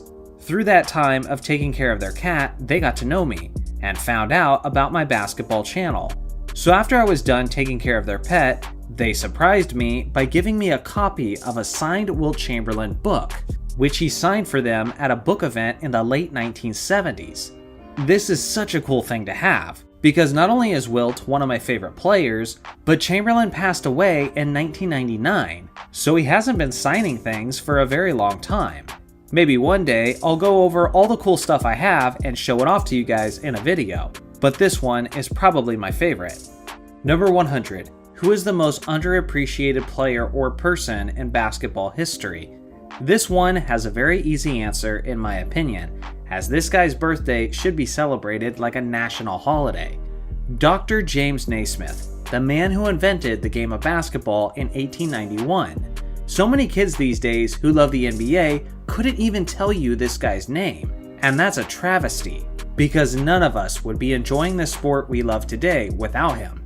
He was born in Canada before coming to the United States, where he became a teacher, a physician, and eventually the father of the greatest sport in the entire world.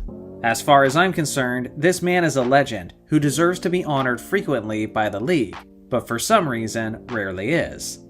Question 101. If you split the NBA all-time greats between those that played with a single team for their entire NBA career, call them the cornerstones, and put them up against those that played with more than one team, call them the journeymen, who wins in a 7-game series? Oh, the journeyman, for sure. Playing for only one team throughout the entirety of your career is an extremely rare accomplishment. Sure, the starting fives look really great against one another, but one side is just way deeper. For the cornerstones, you have Magic Johnson at the point, Kobe Bryant at the 2, Larry Bird at the 3, Tim Duncan at the 4, and Bill Russell at the 5. For the quote journeymen, you have Oscar Robertson at the point, Michael Jordan at the 2, LeBron James at the 3, Karl Malone at the 4, and Shaquille O'Neal at the 5. So straight up, 5-on-5 is an amazing battle. But the problem for the cornerstones is that they don't have as much depth as the journeymen. I mean, just look at the center position as an example. The journeymen have Shaq as a starter, then backing him up is either Wilt Chamberlain, Kareem Abdul-Jabbar, Hakeem Olajuwon, or Moses Malone. Behind Russell for the cornerstones, there just isn't as much firepower. Like you've got David Robinson as a backup, then what? You might have a guy like Nikola Jokic for now, but he might not even finish his career in Denver. Then you gotta drop down the list to guys like Dave Cowens and George Mikan. They're all-time greats, but up against Wilt, Hakeem, and Kareem, that's barbecue chicken. So yeah, it's a real debate if it's 5-on-5, but if you're filling out an entire roster, it's just not the most fair comparison in favor of the journeyman. 102. How important was Phil Jackson for the title runs of the Bulls and Lakers? Way more important than most people realize. I understand he had incredibly talented rosters, but when you look at the Lakers as an example, they were title hopefuls year after year when they acquired Shaquille O'Neal, and they had an insane roster with a multitude of all-stars, yet they kept failing to get it done. And then in comes Phil Jackson, and they win 3 straight championships immediately. One very specific example of his coaching greatness was in the 2000 Western Conference Finals. Remember Game 7 against the Blazers, where the Lakers were down by 15 points heading into the fourth quarter? Well, it was Phil Jackson who uniquely motivated that team to turn things around. Despite it being only the end of the third quarter, he started congratulating the Lakers on a hard-fought season and told them that they would be better next year. He was accepting defeat and told his team that they had already lost. And this was the exact bit of motivation that his team needed to make that comeback. The fact that Jackson had the balls to try reverse psychology on his team is exactly why he was able to win the championship in 2000. And again, this is just one example of his brilliance. To me, he's the greatest coach in NBA history, and from a psychological standpoint, I don't think it's even close. 103. Will the NBA eventually go bankrupt because of all the massive player contracts? No way. They know what they're doing. Between all of the different TV deals, social media sites, and all the different countries they air in, the NBA makes an insane amount in revenue. And sure, the money looks crazy by the standards of the 1980s and the 1990s, but a big aspect of that is inflation as well. Not every player deserves the type of contracts that they're getting, but make no mistake, the owners wouldn't be dishing them out if they couldn't generally afford it. 104. Besides Wemby, who is the most exciting player in basketball right now? I think until he basically retires, it's gotta be Steph Curry for me. The guy is insanely popular amongst young NBA fans, and if I'm gonna watch the modern style of basketball that emphasizes spacing and three-point shooting, well then there's no one I'd rather watch than Steph Curry. His insane ball handling, his limitless range, and his tremendous energy on the court is a pleasure to watch. And I do think we'll be looking back at him 20 years from now saying, wow, what a unique and special guy he was. 105. In my opinion, Kawhi in his prime is the best two-way small forward behind LeBron James. Do you agree? I think it depends on what warrants the label of a two-way player, because if you ask me, Bird was definitely a two-way player, and he's much greater than Kawhi Leonard. He's always played with energy and effort on defense, and he earned all defense teams, including a third-place finish on the DPOY voting in 1983. But after the prime of Bird and LeBron, yeah, I think you gotta look at Kawhi as the next best two-way player at the small forward position. Question 106. Do you think Luka will win just one MVP in his career like Kobe did, due to the massive amount of talent? Yeah, I might make that bet. It seems his biggest issue isn't just the overall talent, but rather the simple existence of Nikola Jokic, as he's basically hogging all of the MVP awards lately, as he's always finishing in either first or second. I hope Luka gets several before he's done, but he is a player who's prone to get banged up, so I worry about how long his career is gonna be. If he doesn't get one soon, then I can definitely see them giving him one as a Lifetime Achievement Award of sorts. 107. Who do you think was right in the Kobe and Shaq beef? Honestly, I don't think you can just blame one guy or the other, because both of these guys had their flaws and played a role in their beef and ultimately in their split. For one, Shaq has always been an instigator, and he was always intentionally saying things to get under Kobe's skin. The fact that he said that Kobe couldn't win without him and that he was no different than Penny Hardaway is one of the dumbest things you can possibly say when dealing with an obsessively competitive person like Kobe Bryant. Of course, Kobe wanted to split and didn't like him after a comment like that. On the other hand, Kobe was an arrogant egomaniac when he came into the league, and basically, all he had to do to make Shaq happy was say that it was Shaq's team, even if he didn't mean it deep down. Lakers former coach Kurt Rambis told Kobe that Magic used to say that it was Kareem's team all the time, even if people recognized Magic as the best player. Kobe responded to Rambis by saying, "You want me to say that about Shaq? F that mother effer." So yeah, both guys were driven by their egos, and it was always bound to end up the way that it did. 108. Why was Michael Cooper not a starter for the Showtime Lakers? He was certainly good enough to be a starter for a contender, as he was an 8-time All-Defender, a Defensive Player of the Year winner, and a great three-point shooter for that era. The thing is, if Magic Johnson is the point guard, then you're going to be running a lot in transition. so he needs wings who can score and attack the basket primarily as bucket getters. That's why Byron Scott was at the 2, and that's why James Worthy was at the 3. Then obviously, you're not going to start a 170-pound Cooper at the 4 or 5 spot in the 1980s. So yeah, he basically had to come off the bench. I don't think he's complaining though, as he got to be a vital part of one of the greatest dynasties in NBA history, even if he had to play fewer minutes than he actually deserved. 109. What is the best bench unit of all time? That's an interesting question, and I've never thought about it much. Off the top of my head, I know some San Antonio Spurs teams have got to be pretty solid, as you mix Manu Ginobili in there with his savvy veterans. I think what might be the greatest though is the Bad Boy Pistons. They had an insanely deep roster, and when you look at their bench specifically for the 1988 to 1989 season, it would be good enough to be a legitimate starting 5. You had Vinny the Microwave Johnson, who would heat up and get buckets quickly as a 6th Man of the Year candidate. You had Dennis Rodman, who was already a Defensive Player of the Year candidate. Then you had the enforcer, Rick Mahorn, and a couple of quality big men in James Edwards and John Salley. That was the kind of depth that helped them beat the Showtime Lakers, the Big 3 Celtics, and Jordan's Bulls. So yeah, they'd be my choice. 110. Who among active players do you think will make the NBA's 100 Greatest Players list when it's issued in 2046?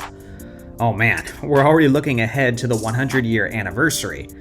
I think there will be quite a few, and I won't mention the active players who are already in the top 75, but just the ones that will be brand new additions. Nikola Jokic is the most sure thing.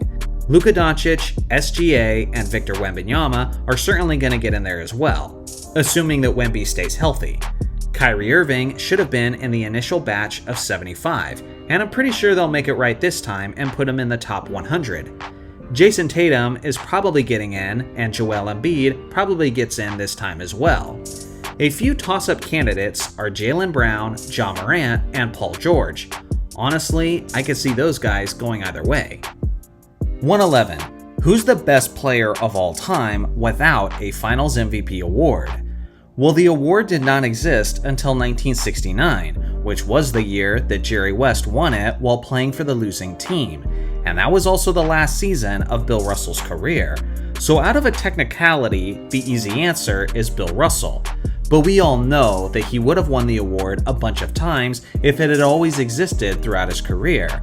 So if we're only saying guys who played while the award existed, then there's non-champions that we gotta look at, like Charles Barkley, Karl Malone, and John Stockton. My choice though is Oscar Robertson, as he was a statistical monster, Mr. Triple-Double, and won an NBA championship alongside of Kareem in 1971, who was the Finals MVP of that series. 112. Overall, which conference has been historically stronger? Honestly, I think it's pretty even, but it's heavily trending towards the Western Conference. Throughout the 60s, 70s, 80s, and some of the 90s, it was definitely the Eastern Conference. But around the late 90s, that momentum shifted, as the Western Conference has been dominating since the turn of the millennium. I think the biggest reason for this shift was because of how player mobility evolved. Back in the 60s and 70s, players had very little control about where they played basketball. In the 80s and 90s, you had player free agency, but the contracts were still much longer than they are today, so players were not generally changing teams as often. But as time went on, contracts got shorter and shorter, and with superstar players having more control in their destinations, you're seeing a lot of guys going to the beautiful coast of California or going for no state income taxes in Texas.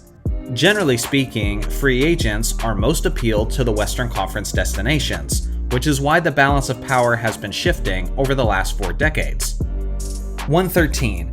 Do you think the future of the NBA is in good hands? Yes and no. It's a layered answer, and I think you'll understand why once I elaborate. From a player's standpoint, I honestly think the league is in good hands. The best players in the game are guys like Jokic, Luka Doncic, Shai Gilgeous-Alexander, and Giannis, and all of those dudes are pretty likable guys. Wemby is also a fascinating character with tons of personality and charisma. The aspect where I don't think it's in good hands is actually with the commissioner, Adam Silver. I've been tired of this guy for a while now, and I'm beyond frustrated with him constantly addressing issues in all the wrong ways. A perfect example is how the NBA All-Star Game format gets more and more gimmicky with each passing year, yet he's doing nothing to actually address the issue about the game's lack of defensive effort. So ultimately, I think it's a mixed bag, but I am excited about the future of these current players, that's for sure. 114. What are your opinions on players like Thon Maker and Bol Bol? Do you think either of them would be a star in the right system? Some players are definitely situational players, so in the right context and system, I could see players with their talents being quality role players. But stars? I don't think so. If their star talent isn't blatantly obvious in practice sessions, then I have a hard time seeing them suddenly owning NBA starters if given more minutes. Remember, in his rookie season, Kobe Bryant was a kid fresh out of high school, and although he wasn't getting many minutes, there was still story after story about Kobe destroying his teammates in team practices. 115. What do you think is the most valuable skill in basketball? Well, there's literally a saying for it. The best ability is availability.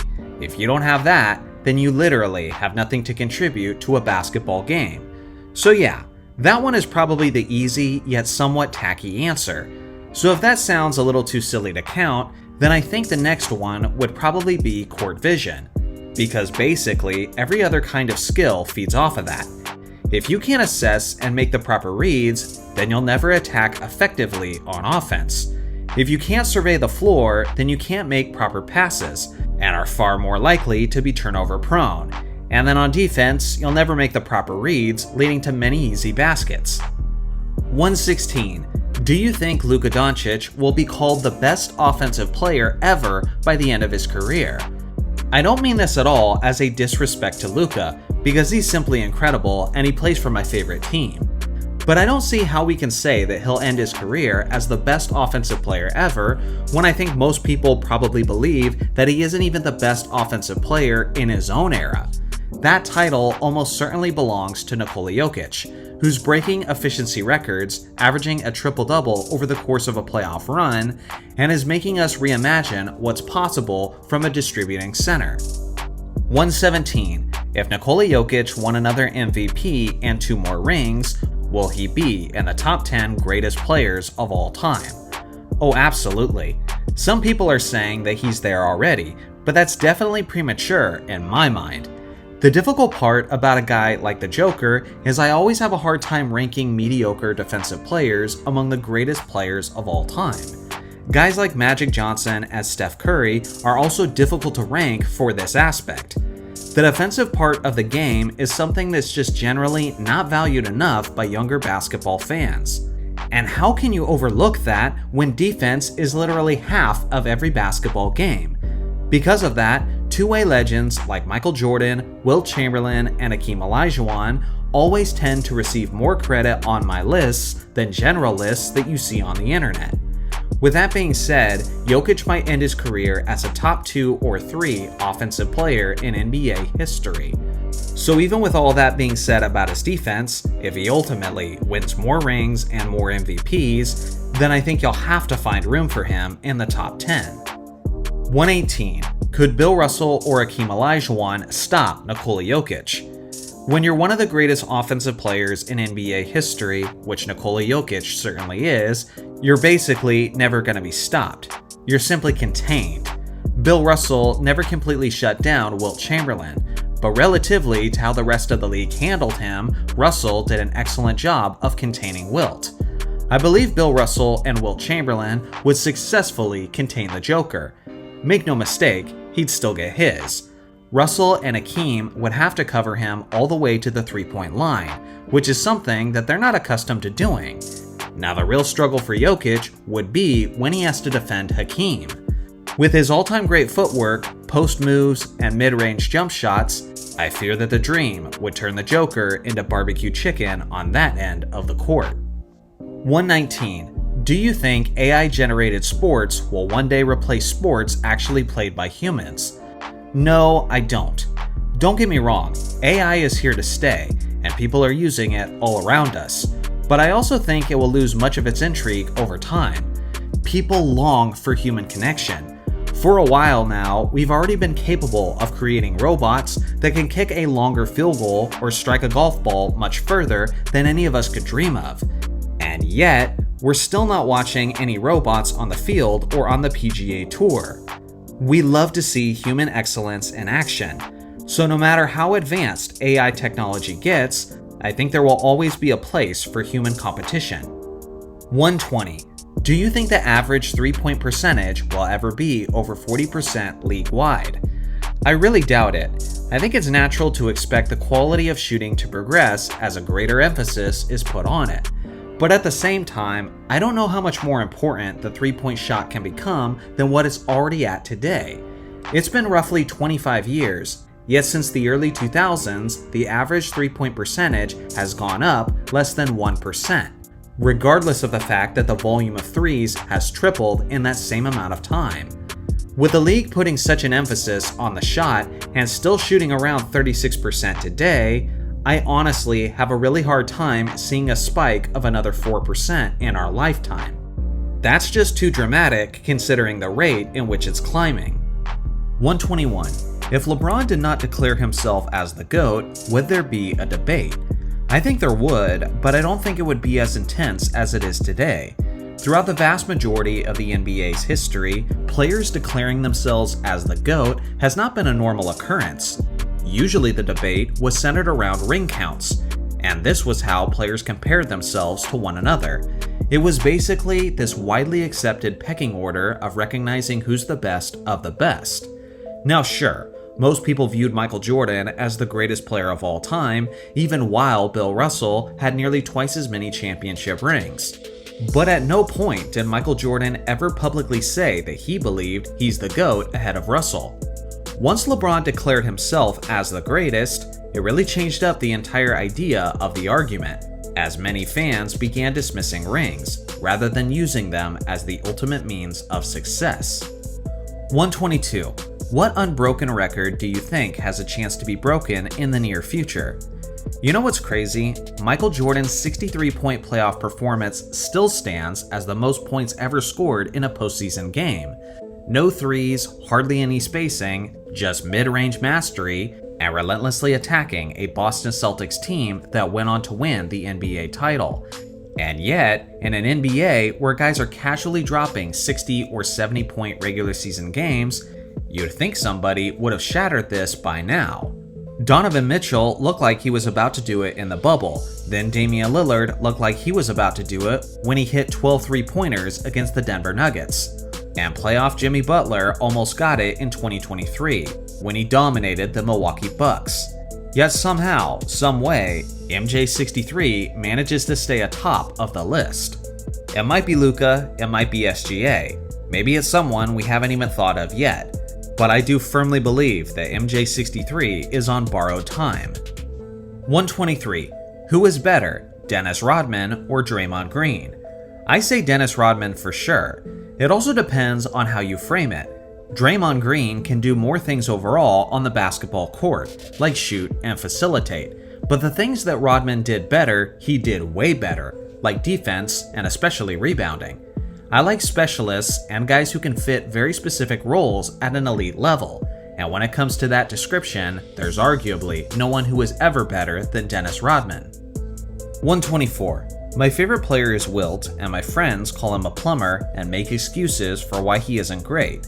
My question is, what do I say to them? Listen, you have to accept that most people nowadays are biased and completely incapable of seeing another perspective. The instant you accept this, you'll be less frustrated by people's stubbornness.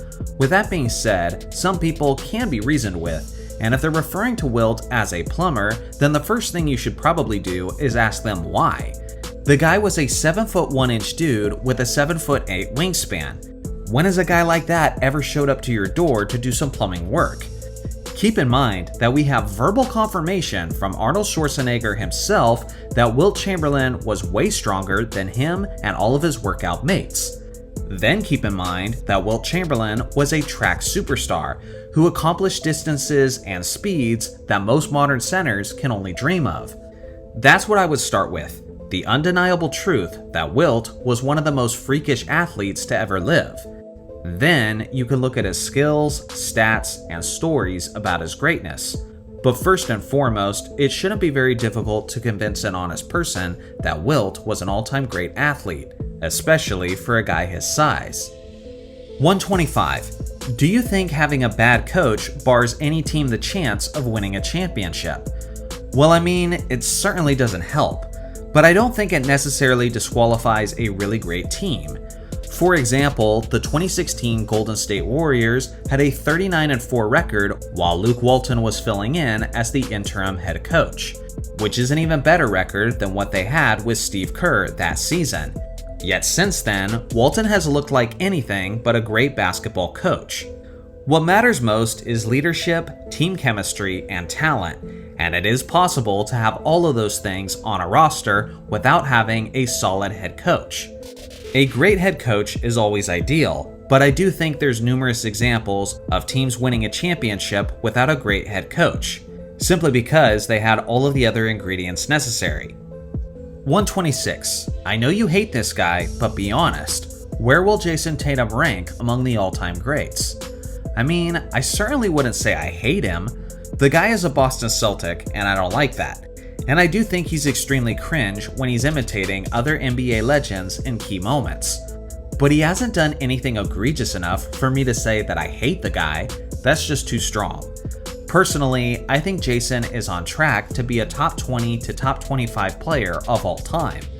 If he wants to take it to the next level and be a candidate for the top 10, then he's got his work cut out for him. Of all of the top 10 players in NBA history, each of them have at least one MVP award, and Jason still has yet to get his. So I definitely think he needs to get that done. Then I think he needs to go on a dominant run for the Celtics and win at least 2 more NBA championships. Additionally, he's got to be a Finals MVP one of those runs, because he wasn't the best player on the court during the 2024 NBA Finals, as he shot only 38% from the field and 26% from three-point range over the course of that series. He's still young, but he needs to significantly build up his resume of success, and that's going to be tough. So again, more realistically, I think he'll end up somewhere between the top 20 to top 25 range.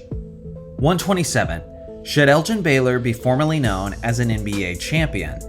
This is a really fascinating question.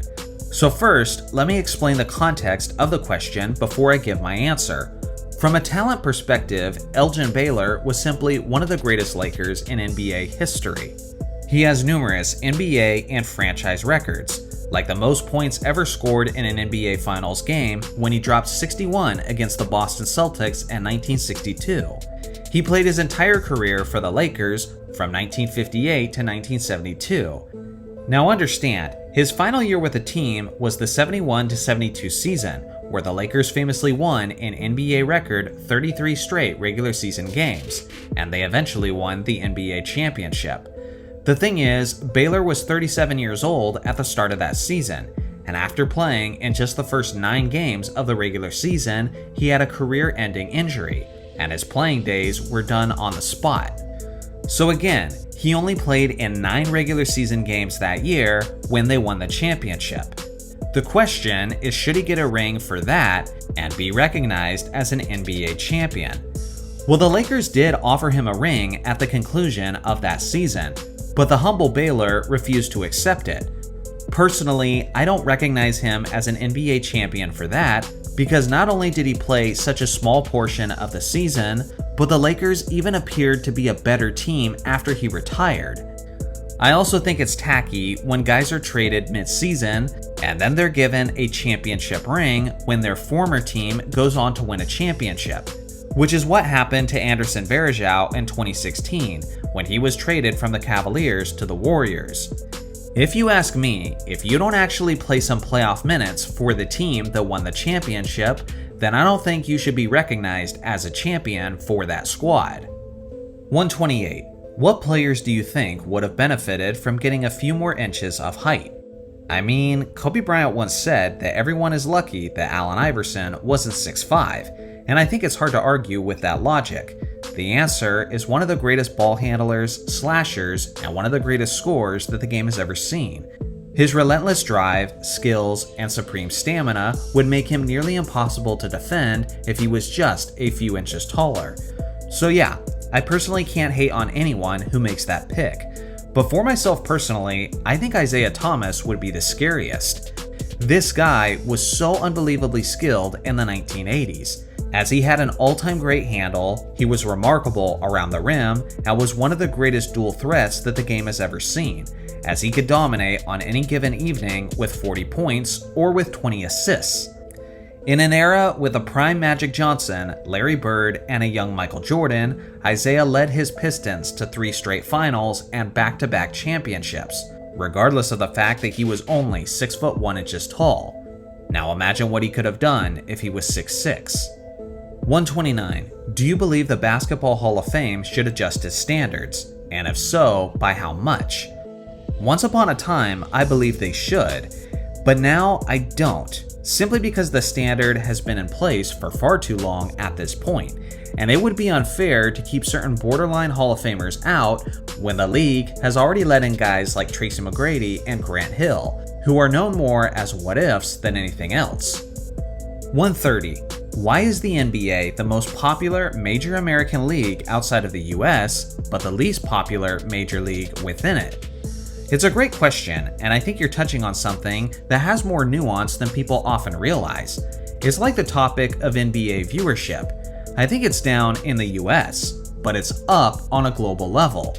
Us Americans have been enjoying the NBA for many decades at this point, which means we have more to compare to it, which is why many of us often wish it resembled the 80s, 90s, or 2000s a bit more. Meanwhile, basketball's global surge is a lot more recent, and now countries like Greece, Serbia, and Slovenia are experiencing the most talented players they've ever had representing them. It's created this interesting dynamic where foreigners are thrilled about the state of the league while many Americans are becoming apathetic to it. I'm very happy for countries around the world that have fallen in love with the NBA. With that being said, even though I still love it, I do think there's ways it has gone down on quality over time. And there's things that can be fixed with the right leadership and approach, which kind of naturally segues into our next question. 131. Has the NBA gone downhill since Adam Silver took over? Oh yeah, I believe so.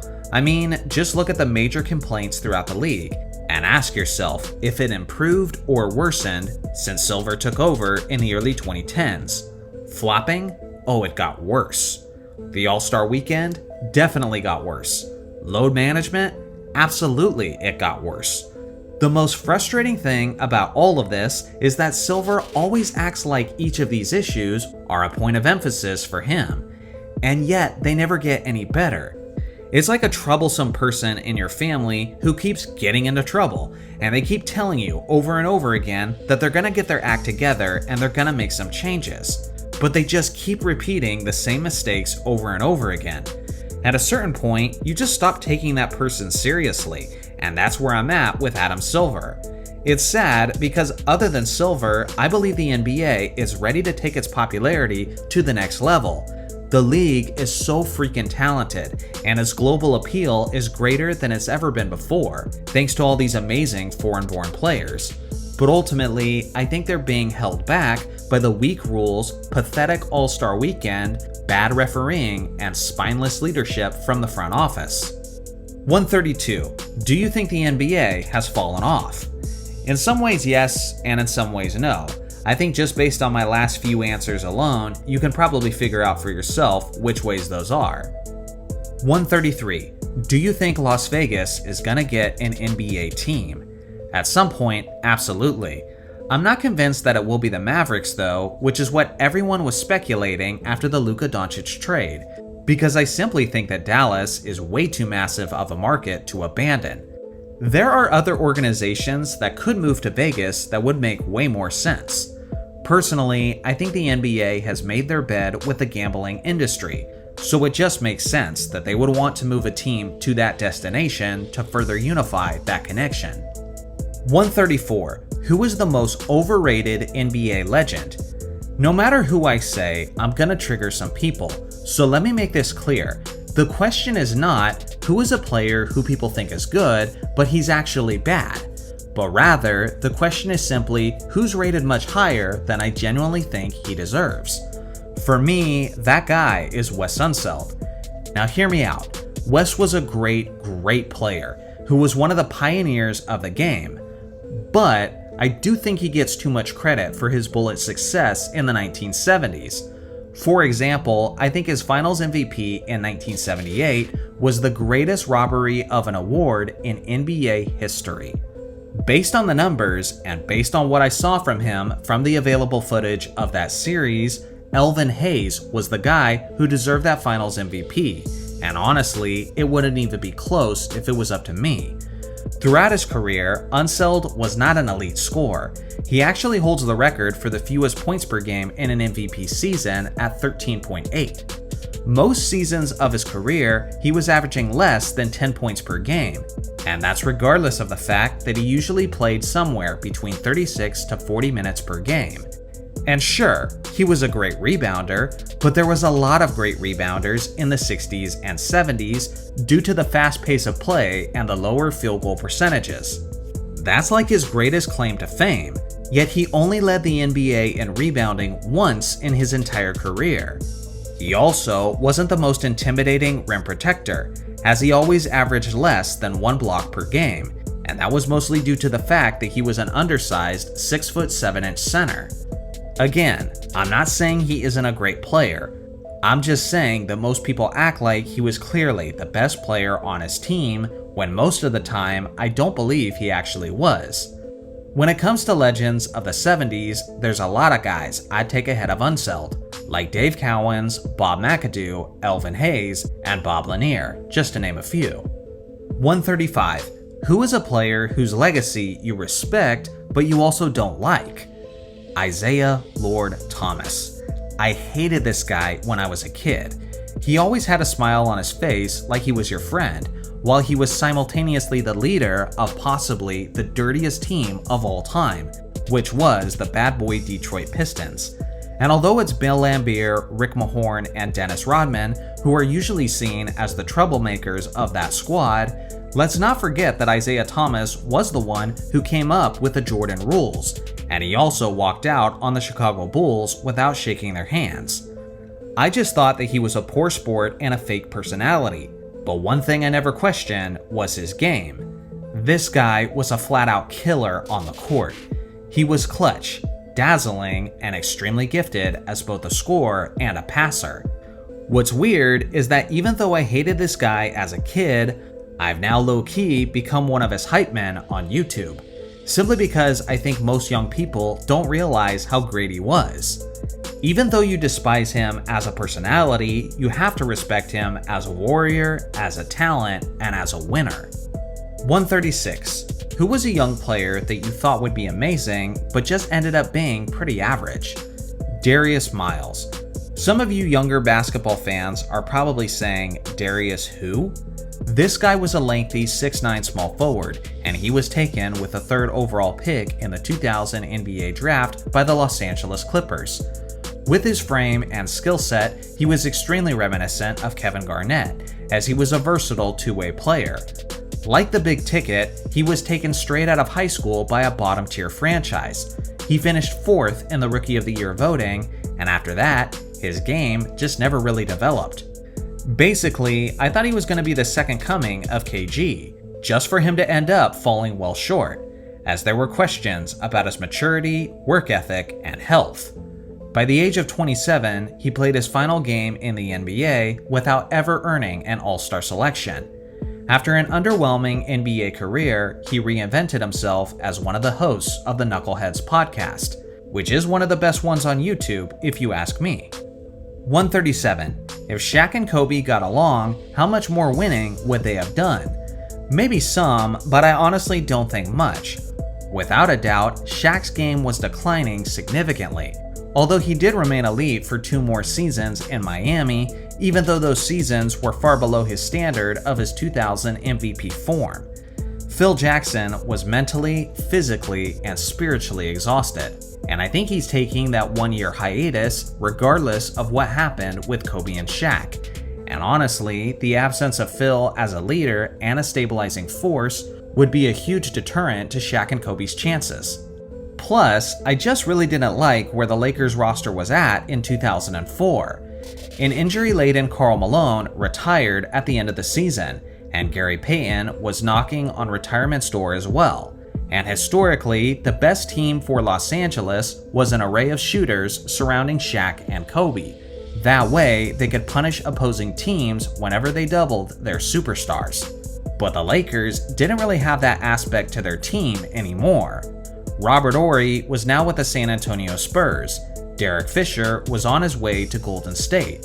Brian Shaw had retired the previous season, and Rick Fox retired at the end of the 2004 season.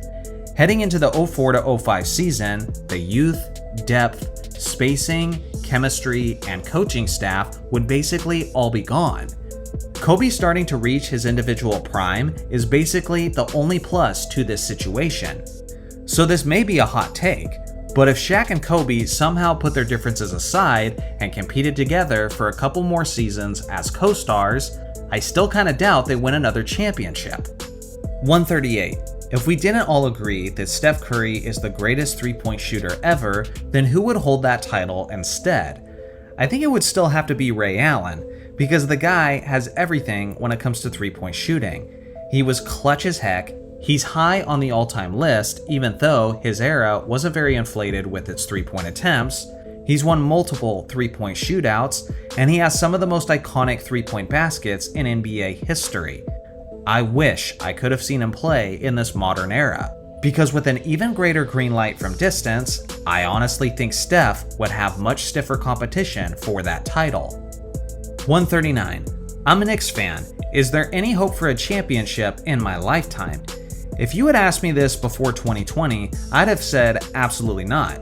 Enjoy your lifetime of failure and sadness. But something remarkable has happened in New York over the past few years. The Knicks have undergone a transformation that few saw coming. Now in 2025, the Knicks have a legitimate reason for optimism. Plus, the team is in a major market with tons of superstar intrigue. Years ago, Carmelo Anthony was hellbent on coming to the Big Apple, and on multiple occasions, it sounded like LeBron James might be doing so as well. All it takes is a winning culture and a transcendent player, and anything can happen. Some people might think that Jalen Brunson is that kind of player, but I still think we have to wait for the verdict on that one. 140. If Vince Carter did not exist, who would be seen as the greatest dunker in NBA history? I kind of feel like we simply wouldn't have a consensus GOAT of dunking, but rather a lot of guys who would have decent arguments for that title. Representing the old legends would be guys like Dr. J, Michael Jordan, Dominique Wilkins, and Shawn Kemp. But more recent players would have some say as well, like Blake Griffin, Zach LaVine, and Aaron Gordon. Personally, I have Dominique at second right after Vince Carter, but a lot of people see it differently, so I doubt we would be as unified as we are with Vinsanity. 141. Is LeBron the greatest chase-down blocker ever, or is that just recency bias? No, I definitely don't think it's recency bias. LeBron is insane as a chase-down blocker, and honestly, he's not really lacking anything in that department. He has longevity, as he's been doing it for over 20 seasons at this point. He has some jaw-dropping highlights doing it, like his chase-down block on Jason Richardson's 360, and he has what is likely the greatest chase-down block of all time, when he swatted away Andre Iguodala's layup in Game 7 of the 2016 NBA Finals. If there's any unfair advantage that LeBron has in this area, it's the fact that all of his footage is readily available. Unfortunately, other great chase-down blockers like Bill Russell, Hakeem Olajuwon, and Bobby Jones don't have that same luxury. Sure, we do have some of their chase downs on film, but that is only a fraction of what they actually did. even with that being the case, I highly doubt anyone would have a strong enough case to surpass LeBron in this specific skill that he's mastered over time. 142. What is a weird detail about an NBA player that you noticed but no one talks about? I've said in this channel multiple times before, but it's probably my favorite weird detail about a player. Shaq, for some reason, loved jumping into the crowd. He did it so many freaking times in his career, and oftentimes it looked like it wasn't even necessary at his speed. I know it sounds wild, but in those scenarios, I guess he just did it for attention? I don't know, but the trend from the Diesel was simultaneously hilarious and irresponsible, based on the fact that he was 330 pounds and could seriously hurt someone. 143. What is your favorite basketball play of all time? There's so many that I could choose from, and honestly, my answer might change on a month-to-month basis. But right now, what I'm feeling as at the top is this incredible play at the end of the Western Conference Finals in 1991. Magic Johnson was just so brilliant and had a basketball IQ that was through the roof, and this play was a great example of that. The Lakers were up by 1 point, 91-90, and after Terry Porter's missed shot, Magic knew that Portland had to foul him, so he brilliantly launched the ball down the court with the perfect speed, trajectory, and angle so that it basically used up all of the remaining time on the clock and sealed the trip to the finals for the LA Lakers. This was one of those beautiful small details that display why Magic was just so special.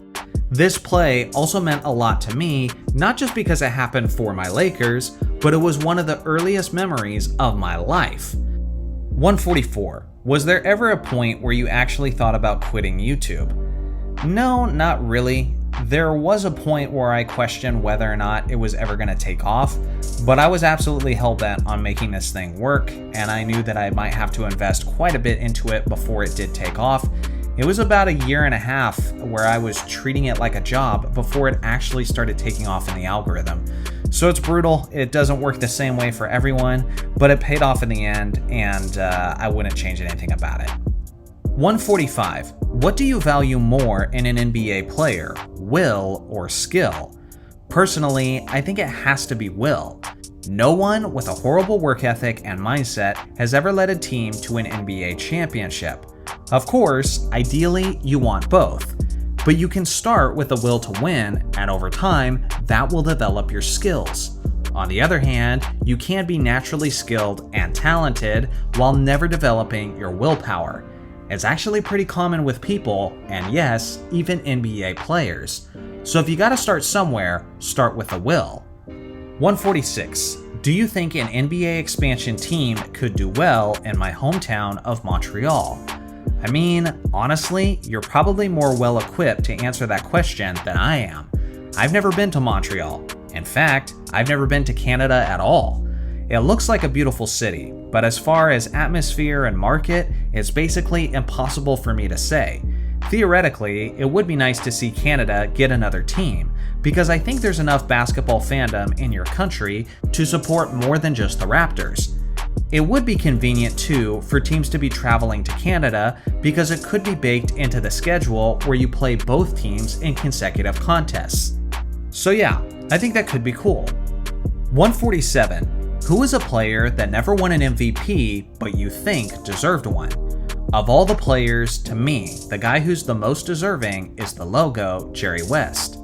The guy was the MVP runner-up for 3 straight seasons between 1970 and 1972. In that time, he led the NBA in scoring and in assists per game.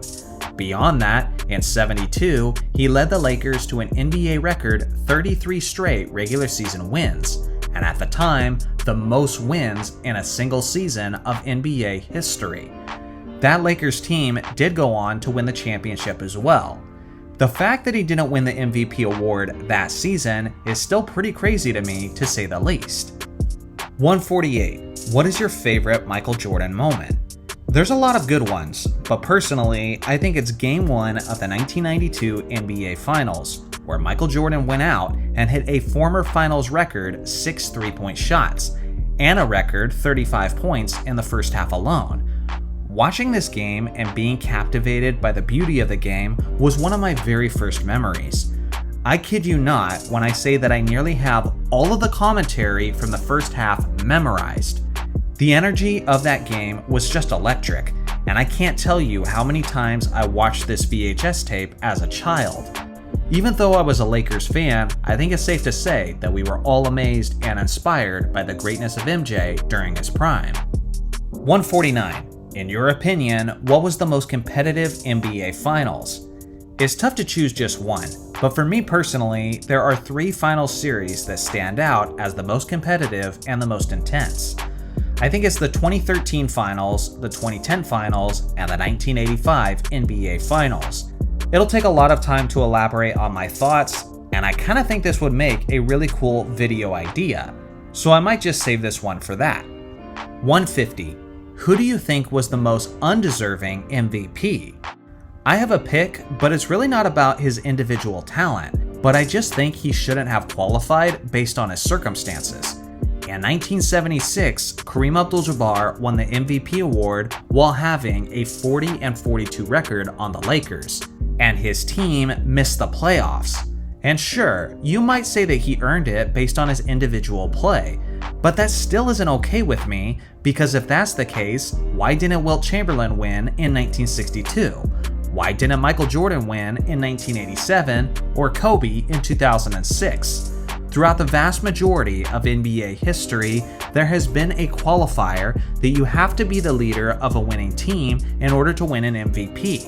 Yet for some reason, Kareem is a random exception in 1976. It makes no sense, especially when Bob McAdoo just took his team to the playoffs while averaging 31, 12, and 4. 151. What's a hypothetical NBA playoff series that frustrates you because it never happened? Oh my gosh, there are so many. Honestly, I might have to make a dedicated video to this question because there's so many hypothetical matchups that immediately come to mind. I mean, Michael Jordan versus Hakeem Olajuwon in the NBA Finals. How about Kobe versus LeBron in the Finals? Heck, in 1998, the Lakers won 61 games, and a lot of people thought we were going to get a Lakers versus Bulls Finals, which would have meant that we got Michael Jordan versus Kobe Bryant on the game's biggest stage. The fact that we never got a hallway battle between the Lakers and Clippers is kinda crazy, and for a while it seemed like that was going to happen. And I'm also annoyed that we never saw a prime Kevin Durant and a prime Russell Westbrook in the playoffs, because we were so close to an OKC versus Golden State series, and the energy and intensity of that series would have been utterly insane. Yeah, I definitely gotta make a video about this at some point. 152. I'm a LeBron fan, so I'm curious, what is your favorite LeBron moment? For me, it was Game 5 of the 2007 Eastern Conference Finals. It was nearly 20 years ago at this point, but it made such an impression on me that I still remember it like it was yesterday. It's not that I was rooting against LeBron per se, but I was definitely a Kobe fan, who wanted to see him be the one to catch Michael Jordan for the GOAT status. I didn't think LeBron had a dog in that fight. That was until I saw him have this performance, where he scored the Cavaliers' final 25 points to defeat the contending Detroit Pistons. That was such a big moment for me as a basketball fan, because that was the moment where I started to believe that anything was possible with LeBron. 153. If you were the general manager of the Milwaukee Bucks, what would you do? I think at this point, you have to commit to a rebuild. You just have to. Giannis is growing increasingly frustrated. They just recently wasted a ton of money buying out Damian Lillard in a desperate move to get Miles Turner of all players. They're lacking assets to make major trades to help Giannis. They have hardly any picks for the future, and they have a massive payroll for a mediocre team at best. So as things currently stand, they don't have a championship team, and they won't have a future either if they don't accept the painful reality that it's time to rebuild, and trade Giannis somewhere that he wants to go in exchange for a massive haul that can at least give you some hope for the future. 154. What is your most boomer complaint about the modern NBA? I can't stand what Nike has done to the NBA jerseys. They've ruined not only so much of the aesthetics, but now home and away games are all screwed up. Seeing my Lakers wearing their home gold jerseys on the road is infuriating. Seeing the Lakers wearing purple in LA just feels wrong. Now there's no consistency whatsoever. I don't even know what the difference is between a home jersey and a road jersey anymore. It seemed like a pointless disruption of tradition for no solid reason whatsoever. Yeah, I know, it's a boomer complaint, but it does genuinely bother me nearly every time I turn on a game nowadays. 155. What do you think is the most impressive thing about Larry Bird's career? I think it's simply the fact that he had no weakness to his game whatsoever. The guy did literally everything. Contrary to popular belief, he was actually a pretty dang good defensive player. He was an amazing rebounder, especially for his position. We all know that he was an all-time great passer, and of course, he was a fantastic shooter and scorer. The fact that he did all of this while dealing with some seriously brutal back injuries in the latter half of his career is truly impressive to say the least. 156. I'm a young Steph Curry fan, so can you tell me something cool about his career that I might not know? Sure, how about this? One of the great Steph Curry performances that even many of his fans never talk about came in his rookie season. On April 7th, 2010, Steph had one of the greatest all-around performances of his entire career.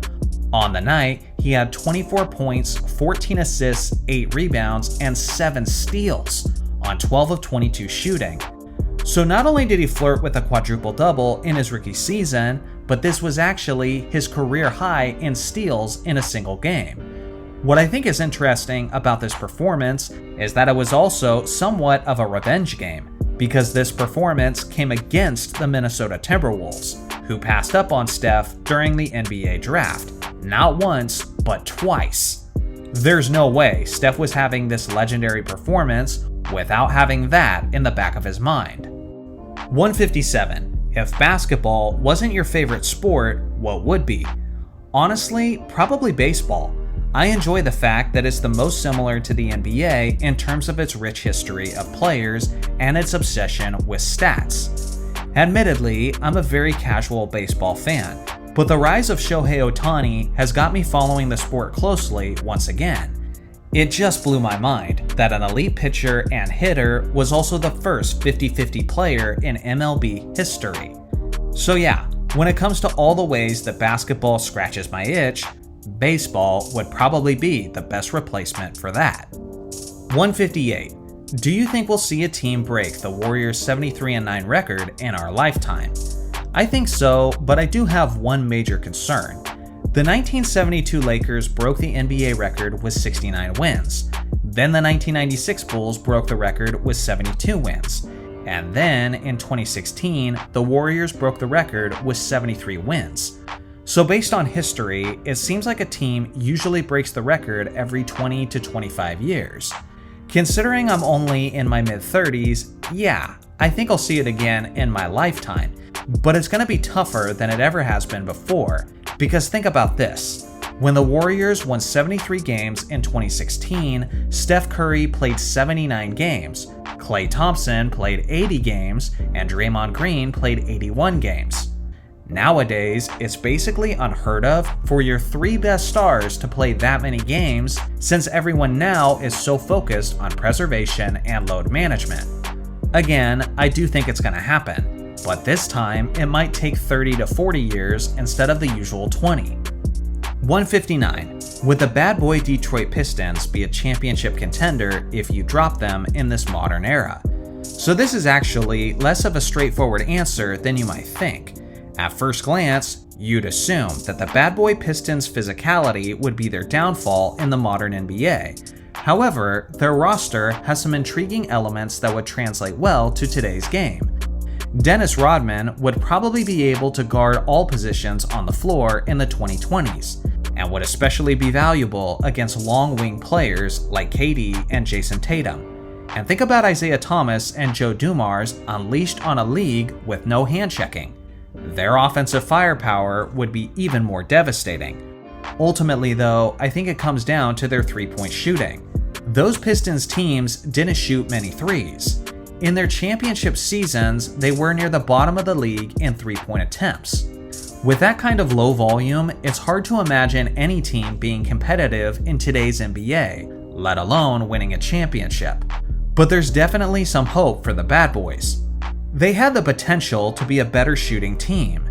Bill Laimbeer was a pioneer among stretch bigs, shooting threes before it was common, and Joe Dumars developed into more of a three-point shooter later in his career. So in a universe where those Pistons embraced the three ball, they could definitely be contenders. But with their old school style of play, it would be highly unlikely that they win a chip without some major adjustments. 160. When you're not doing stuff related to basketball, how do you like to spend your free time? With my wife and daughter for sure. They're so much fun and give my life so much extra meaning. We're big gamers, so we're often playing Nintendo Switch games like Mario Kart and Mario Party. I'm very much into Zelda and Metroid games specifically, and actually have a whole YouTube channel dedicated to that as well. My wife is a huge reader and writer, so we're always making trips to various bookstores and thrift stores and seeing what treasures we can find. This might sound crazy, but even with my passion for basketball, I probably have an equal amount of nerdy obsessiveness with sci-fi, fantasy, and video games. 161. What was your most embarrassingly wrong NBA prediction? I talked about this one in a video before, but back in the early 2010s, I was constantly salivating over the thought of Dwight Howard eventually becoming a Los Angeles Laker. I wanted Kobe to have another dominant center to play with, and was convinced that Dwight and Pau Gasol would make a great Twin Tower tandem similar to David Robinson and Tim Duncan, or Hakeem Olajuwon and Ralph Sampson. I was so enthusiastic about this potential acquisition that I predicted publicly on Facebook that if the Lakers got Dwight Howard, Kobe would be winning championships until he was 40. Well, it didn't go down that way. In my defense, there were a lot of things that I did not foresee happening, like Dwight Howard's offseason back surgery that hindered his explosiveness, or the Lakers having a 40-year-old Steve Nash at point guard, or the Lakers hiring Mike D'Antoni instead of Phil Jackson, or the Lakers having a plethora of injuries that season, including an Achilles tear to Kobe Bryant. So yeah, I look incredibly stupid in hindsight, but I do feel like we never got to see that situation organically play out like I thought we would. 162. What is your advice for someone looking to become an NBA YouTuber? Honestly, I could give so much. I've learned so much about the industry, and I've learned so much about myself through my years of being a YouTuber. One thing I really think you should consider before you get into this is whether or not you're cut out for this. Making content on YouTube is definitely not the most physically tasking job, but it can be mentally exhausting, especially if it becomes a full-time job. Things in the algorithm change, and suddenly you're getting less views or less subscribers, and you can't explain why. The highs are really great, but when the lows happen, there's a lot of confusion and you're lost and you don't know how to make sense with it. On top of that, you've got comment sections saying the nastiest things they can about you. And to some people, that's not a big deal, as long as you just shrug it off and understand that it's engagement so it actually helps your channel. But for other people, they just can't get past it, and then they just hyper-focus on those negative comments, and then they internalize it. So if you don't do well with that, then I wouldn't become a YouTuber. But if you're really determined to get into this field, then at the very least, start preparing yourself for that. Start taking on some constructive criticism and learn not to internalize it. Or just learn to shrug off the haters and understand that everybody's got them. Another bit of advice is don't chase the money, chase your passion. If you're getting into this just for money, you're going to end up being pretty disappointed, at least for a while. It takes a lot of time and effort. So if you don't love what you're doing, you're probably going to get burnt out before it gets anywhere. Make sure that your channel accurately expresses yourself. Find a niche and make sure you're offering something unique. But if you're just trying to do something that you're not passionate about, then again, it's not going to be fun, you're going to get burnt out, and you're probably not going to keep doing it long enough to the point where it actually becomes a job. 163. What do you think is the single craziest highlight of all time? I mean, it's not really a basketball highlight, but it was something that happened on a professional basketball court. It was on October 31st, 2009. It's Halloween night, and somehow a freaking bat is loose in the San Antonio Spurs arena, matching the spooky theme of the day.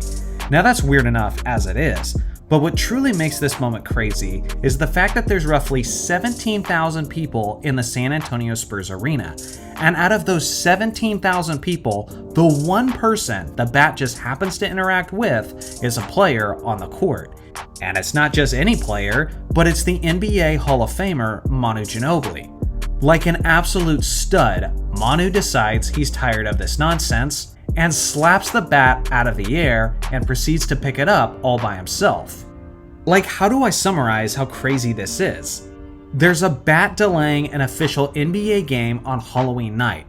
It just happens to interact with one of the best players on the court, and he proceeds to smack that thing out of the air without hesitation. What are the odds of this happening? And just how long would this game have been delayed if Manu hadn't stepped up? For a variety of reasons, this is probably the craziest highlight I've ever seen. 164. Be honest, Johnny. How happy or unhappy were you when your Lakers got LeBron James? Bro, I gotta be completely honest. I was thrilled. Generally speaking, I'm not a fan of LeBron James. I don't try to hide the fact that there are things that I don't like about his antics and what he brings to an organization. With that being said, you have to remember where the Lakers were at before they acquired LeBron. We were in the dark ages of the Jim Buss era.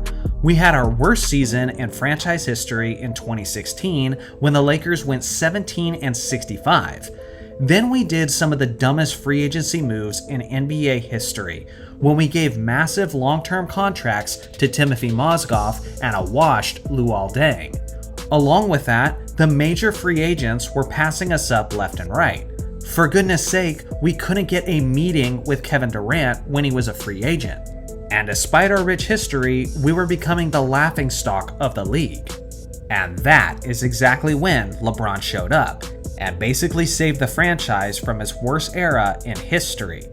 LeBron wasn't my first choice, but I was thrilled to have my team be relevant again. Now at this point, I'm ready to move on, and I would love to focus building a championship squad around Luka. But make no mistake, I was thrilled when James first showed up. 165. What team had the greatest core group to only win one championship? I had to think about it for a second, but once I thought of them, the answer seemed easy. For me, it's the 1983 Philadelphia 76ers. This team had a core group of Moses Malone, who was the back-to-back MVP winner, Julius Erving, who is one of the top 15 greatest players of all time, Maurice Cheeks, who is a Hall of Famer and a fantastic two-way point guard, Andrew Toney, who was a walking bucket and an All-Star two-guard, and then Bobby Jones, who was simply one of the greatest defensive players of all time. These guys had a 65-17 regular season record, and then absolutely steamrolled their way through the playoffs with a 12-1 record, including a 4-game sweep of Kareem and Magic's Lakers in the NBA Finals. Basically, once Magic Johnson and Larry Bird started their dynasties, this 76ers team was the only squad to break through and win a championship in the middle of that era. Oddly enough, they didn't really last long after that. It kind of just seemed like they got a championship hangover, and didn't come into the next season nearly as hungry. Regardless, there's no taking away from the fact that the 83 76ers were simply one of the greatest teams of all time. 166. I know you talk about your dad a lot on this channel, so if you could go back in time and watch one game courtside with your dad, which game would you pick? I'd actually have it be a game that we watched together on TV, which was Game 7 of the 2000 Western Conference Finals. This was the game where Shaq and Kobe's Lakers famously came back from a 17-point deficit to defeat the Portland Trailblazers. This game was a roller coaster of emotions, and at the end of the third quarter, my dad actually stopped watching the game and left to go to my parents' room while I continued to watch in the living room. Halfway into the fourth quarter, I'm screaming for my dad to come back out here and continue watching. He was hesitant for a little bit, but eventually he did, and what ends up happening is a remarkable comeback, and one of the most iconic moments in basketball history with the lob from Kobe to Shaq. This will always be a valuable memory to me, but I can only imagine how amazing it would have been if we were actually there in person to witness it. 167. Who was the player that you wanted most on the Lakers, but it just never ended up happening? Without a doubt, it was Kevin Garnett. Around the mid-2000s, I was seeing KG put up MVP caliber season after MVP caliber season, just continuing to fall short with his underwhelming Timberwolves franchise. After the departure of Shaq, Kobe was busy carrying the Lakers as well, and was in desperate need of some all-star support. From an intensity and defensive standpoint, Kobe and KG on the same Lakers roster would have been a terrifying combo, and I was hoping and waiting for this trade to materialize, because KG going to LA was actually in the rumor mill. According to Garnett, it almost happened. He was either going to the Celtics or the Lakers, but because Kobe never returned his call, he ended up settling on a trade to the Celtics. This still drives me a bit crazy that we were this close. Ultimately, things ended up pretty good for both, as KG won with the Celtics in 2008 and Kobe won alongside of Pau Gasol in 2009 and 2010. With that being said, I do think Kobe and Garnett win even more championships if they ended up being teammates in Los Angeles. 168. In school, we always argue about which of our favorite players are better. What were some players you argued about when you were younger? So this one is probably going to be an odd comparison, but it was a unique family situation that created this argument. The argument was James Worthy versus Scottie Pippen. This was a debate that me and my brother had all the time when we were kids. It probably seems like an odd comparison because even though they overlapped in their careers a little bit, they're basically two players who experienced their prime in two different eras. Worthy in the 80s and Pippen in the 90s. With that being said, James Worthy was my favorite player as a kid, and Scottie Pippen was my brother's favorite. Plus, when we used to play NBA Jam on the Super Nintendo, I played as Worthy and Vlade, and he played as Pippen and Horace Grant. So in that sense, the comparison was only natural for us. But with this being said, I actually do think it's a pretty legitimate comparison when you choose to embrace it. They were both lengthy small forwards who won NBA championships as supporting stars.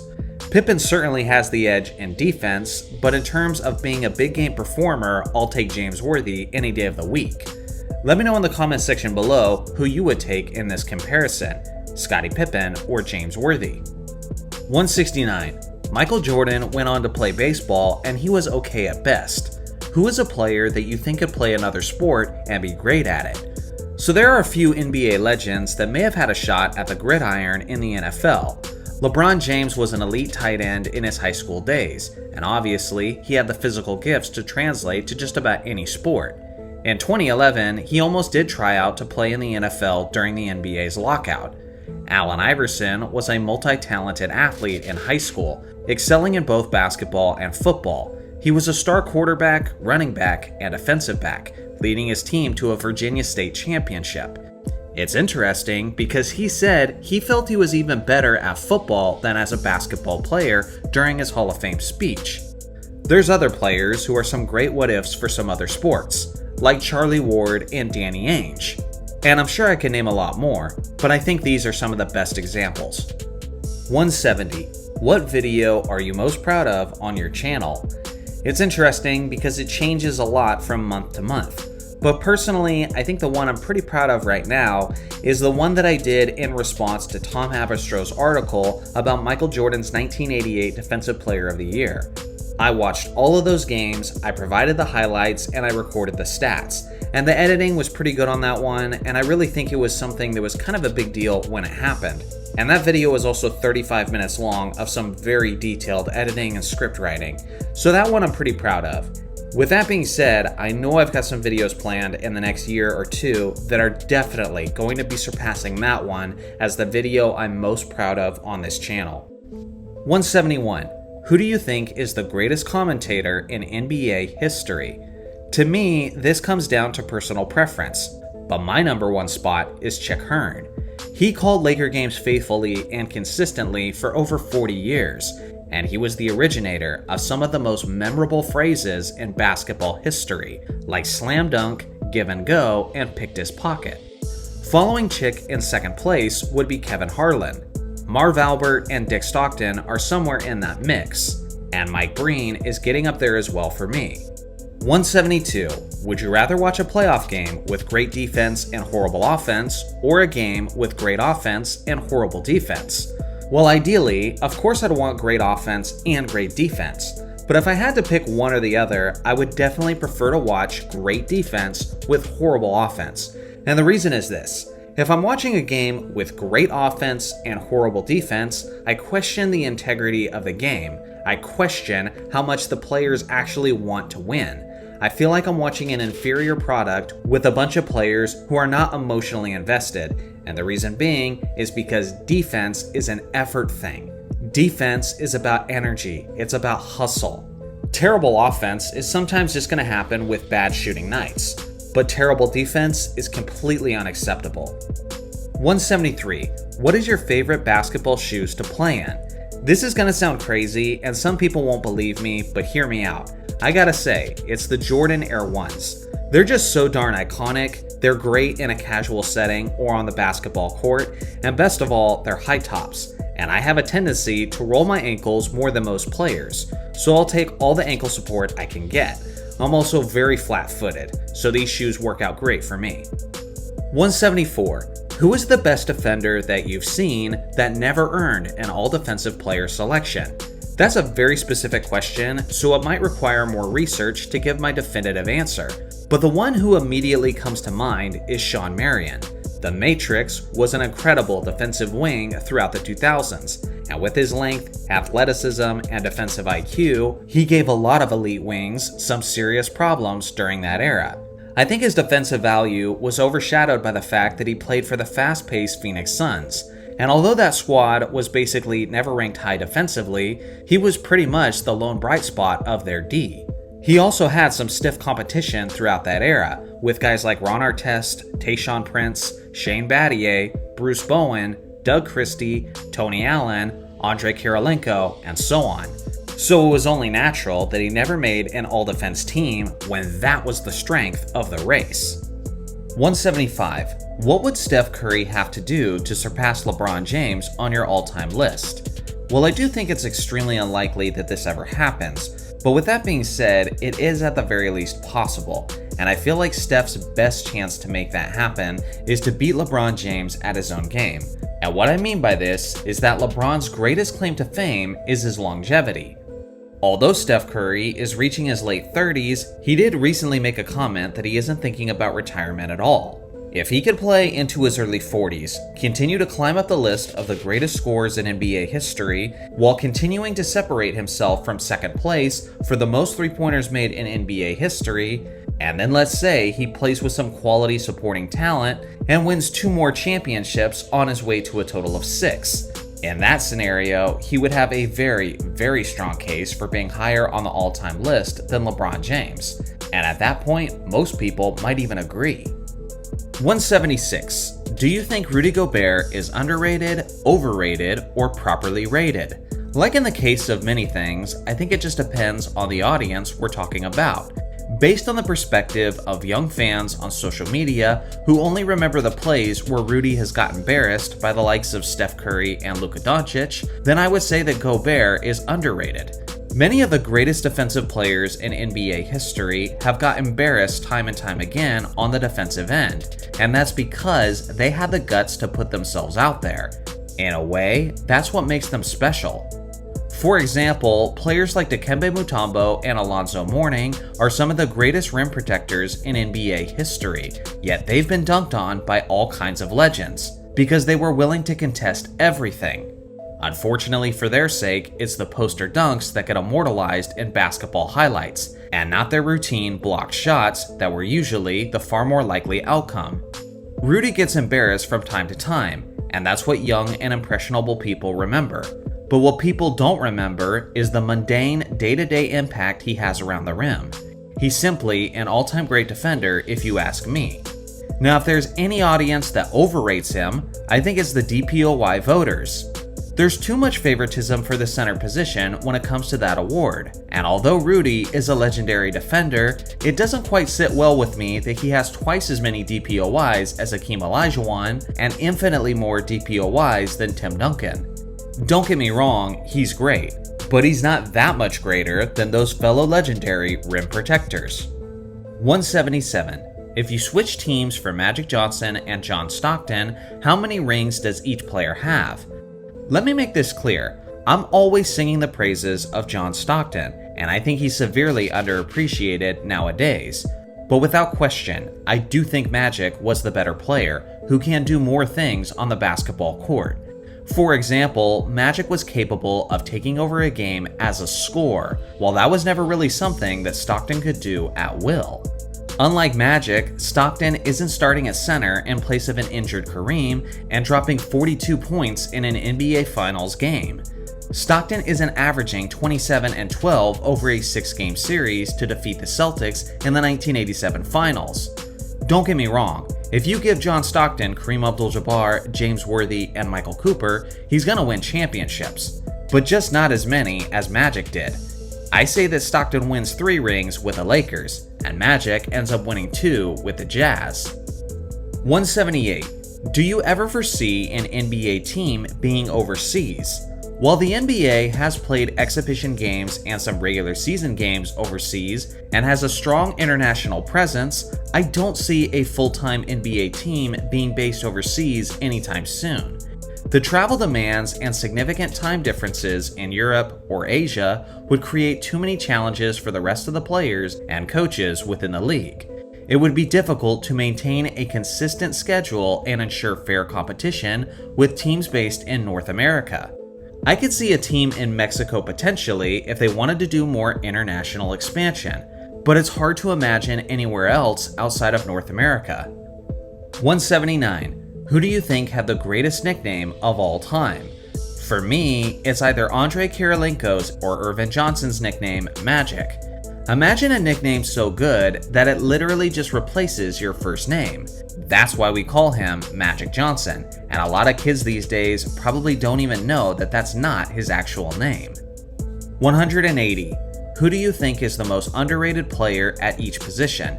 There are so many great underrated players in NBA history, so my mind often changes on this topic quite frequently, because there's so many great cases to be made.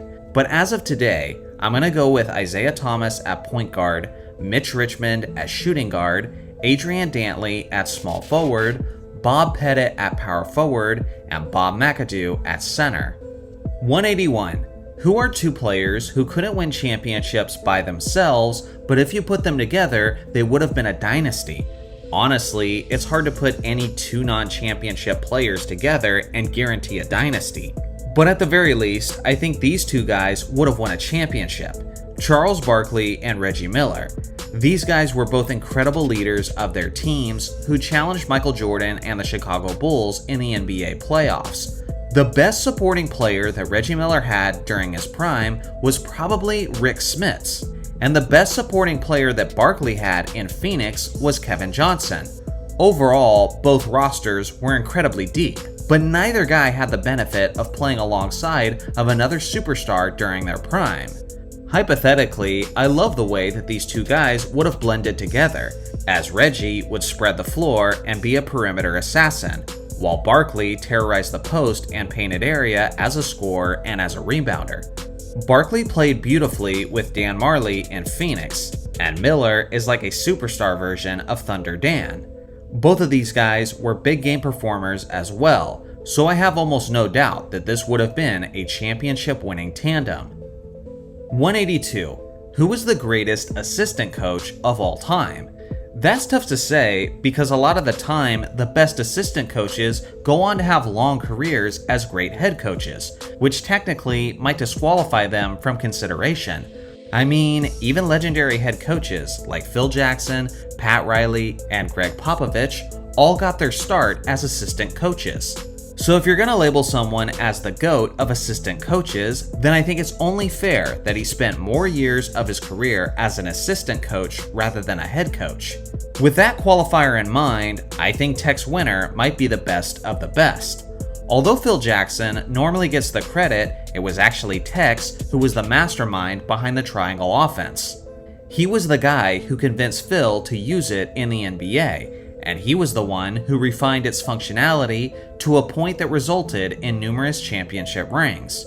Tex was respected and was seen as a wise sage of the game, and he won 6 championships with the Chicago Bulls before eventually following Jackson to the Lakers, where he won 3 more championships as an assistant.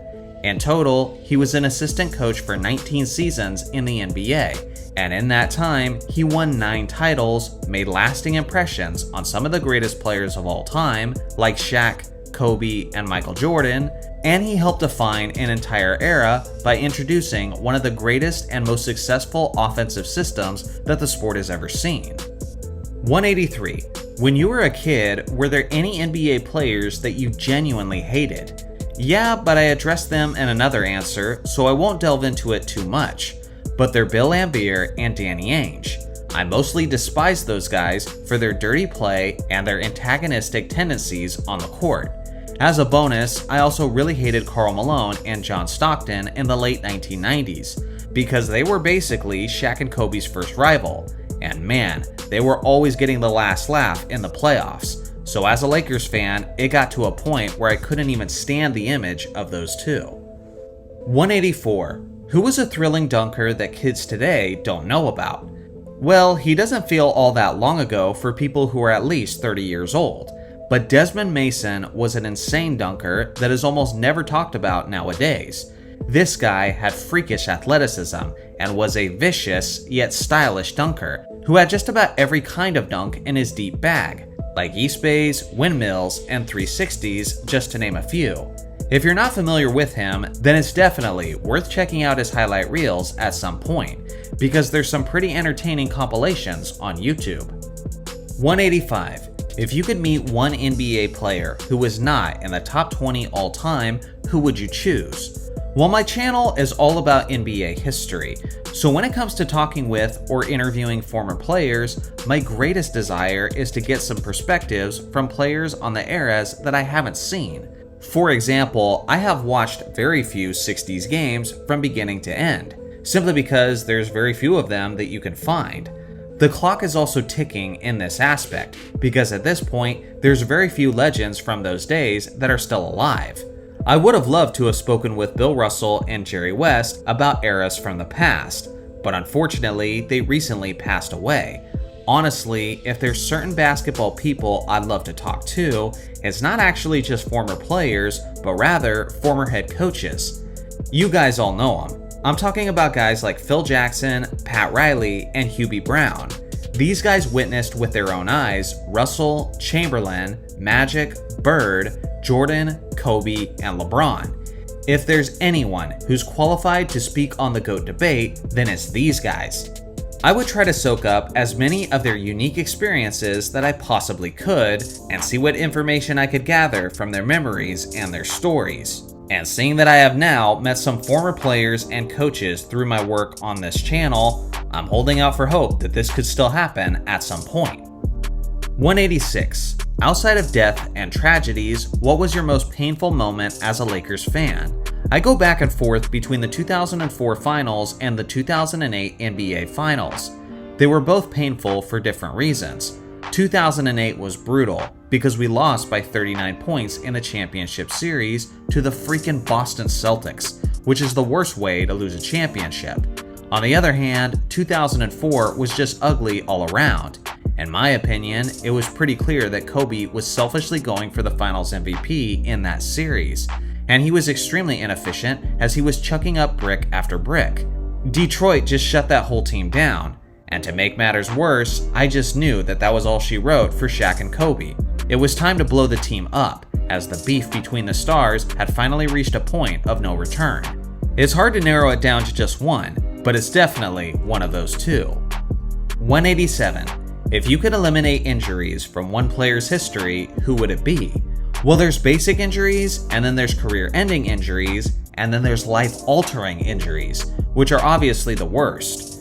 It would be hard to not pick one from the latter category of that list, like Maurice Stokes, for example, who was a young superstar who seemed destined to be a rival to Bill Russell. But during a basketball game, he tragically landed on his head and neck, which paralyzed him and ended his NBA career on the spot. Just for the sake of giving him his career back and adding years to his life, how could I not pick that one? But if we're not considering injuries that disrupted a player's personal life, then I would probably say Derrick Rose's ACL tear in 2012. The guy was just so darn young, and had just recently been honored as the youngest MVP in NBA history. The sky was the limit for this dynamic point guard, and because of his injuries, it immediately put a stop to the Bulls being a contender. It also would have been nice to see the Miami Heat have some extra competition during their Big Three stretch. 188. Who isn't in the Basketball Hall of Fame but should be?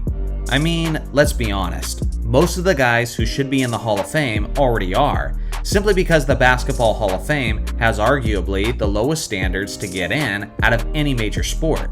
But for me, if there's one guy who should get in but currently isn't, it's Tom Chambers. There's a lot of players in the Hall of Fame who are not as talented as this guy. This 6'10 power forward played the game like a slashing wing. He averaged as high as 27 points per game in 1990. He was a 4-time All-Star, was a top 10 MVP finalist twice, and eventually he became a 6th Man of the Year candidate with the Phoenix Suns in 1993. He also has the 3rd highest scoring performance in Phoenix Suns history, when he dropped 60 points in a revenge game against his former team, the Seattle Supersonics. So yeah, he'd definitely be my choice. 189. What do you think is the single most iconic moment in NBA history? I think the most iconic moment had to come from the most iconic and globally celebrated player in NBA history, which is obviously Michael Jordan. MJ had a lot of iconic moments, but I don't think there's anything more iconic than this shot to win his 6th and final NBA championship. Also consider the fact that everyone was watching the NBA Finals in 1998, as it was easily the highest rated finals game of all time. And no, streaming services today isn't enough to make up that absurdly massive gap in viewership. 190. What is one missed shot in NBA history that you would make go in if you could? It's gotta be Robert Horry's missed 3-point shot in the 2003 Western Conference semifinals against the San Antonio Spurs. As a Lakers fan, I had seen him make this type of game winner over and over again. So when he missed it, it was a shock to my system. If Horry makes that shot, then the Lakers go up 3-2 in that series. But because he missed it, the Spurs went up over the Lakers 3-2, and they proceeded to close out Los Angeles in Game 6. The Spurs and Lakers were almost certainly the two best teams in the league at this point. So in all likelihood, this single shot from Robert Horry determined that season's NBA champion. If Horry makes that shot, then my Lakers likely end up winning their 4th straight title, achieving something that even Michael Jordan and the Bulls never accomplished. Now obviously, my answer is gonna skew towards my Lakers, but I think it's a really good question. So let me know in the comment section below what shot you would choose. 191. If Magic was on the Celtics and Bird was on the Lakers, how many rings does each player have?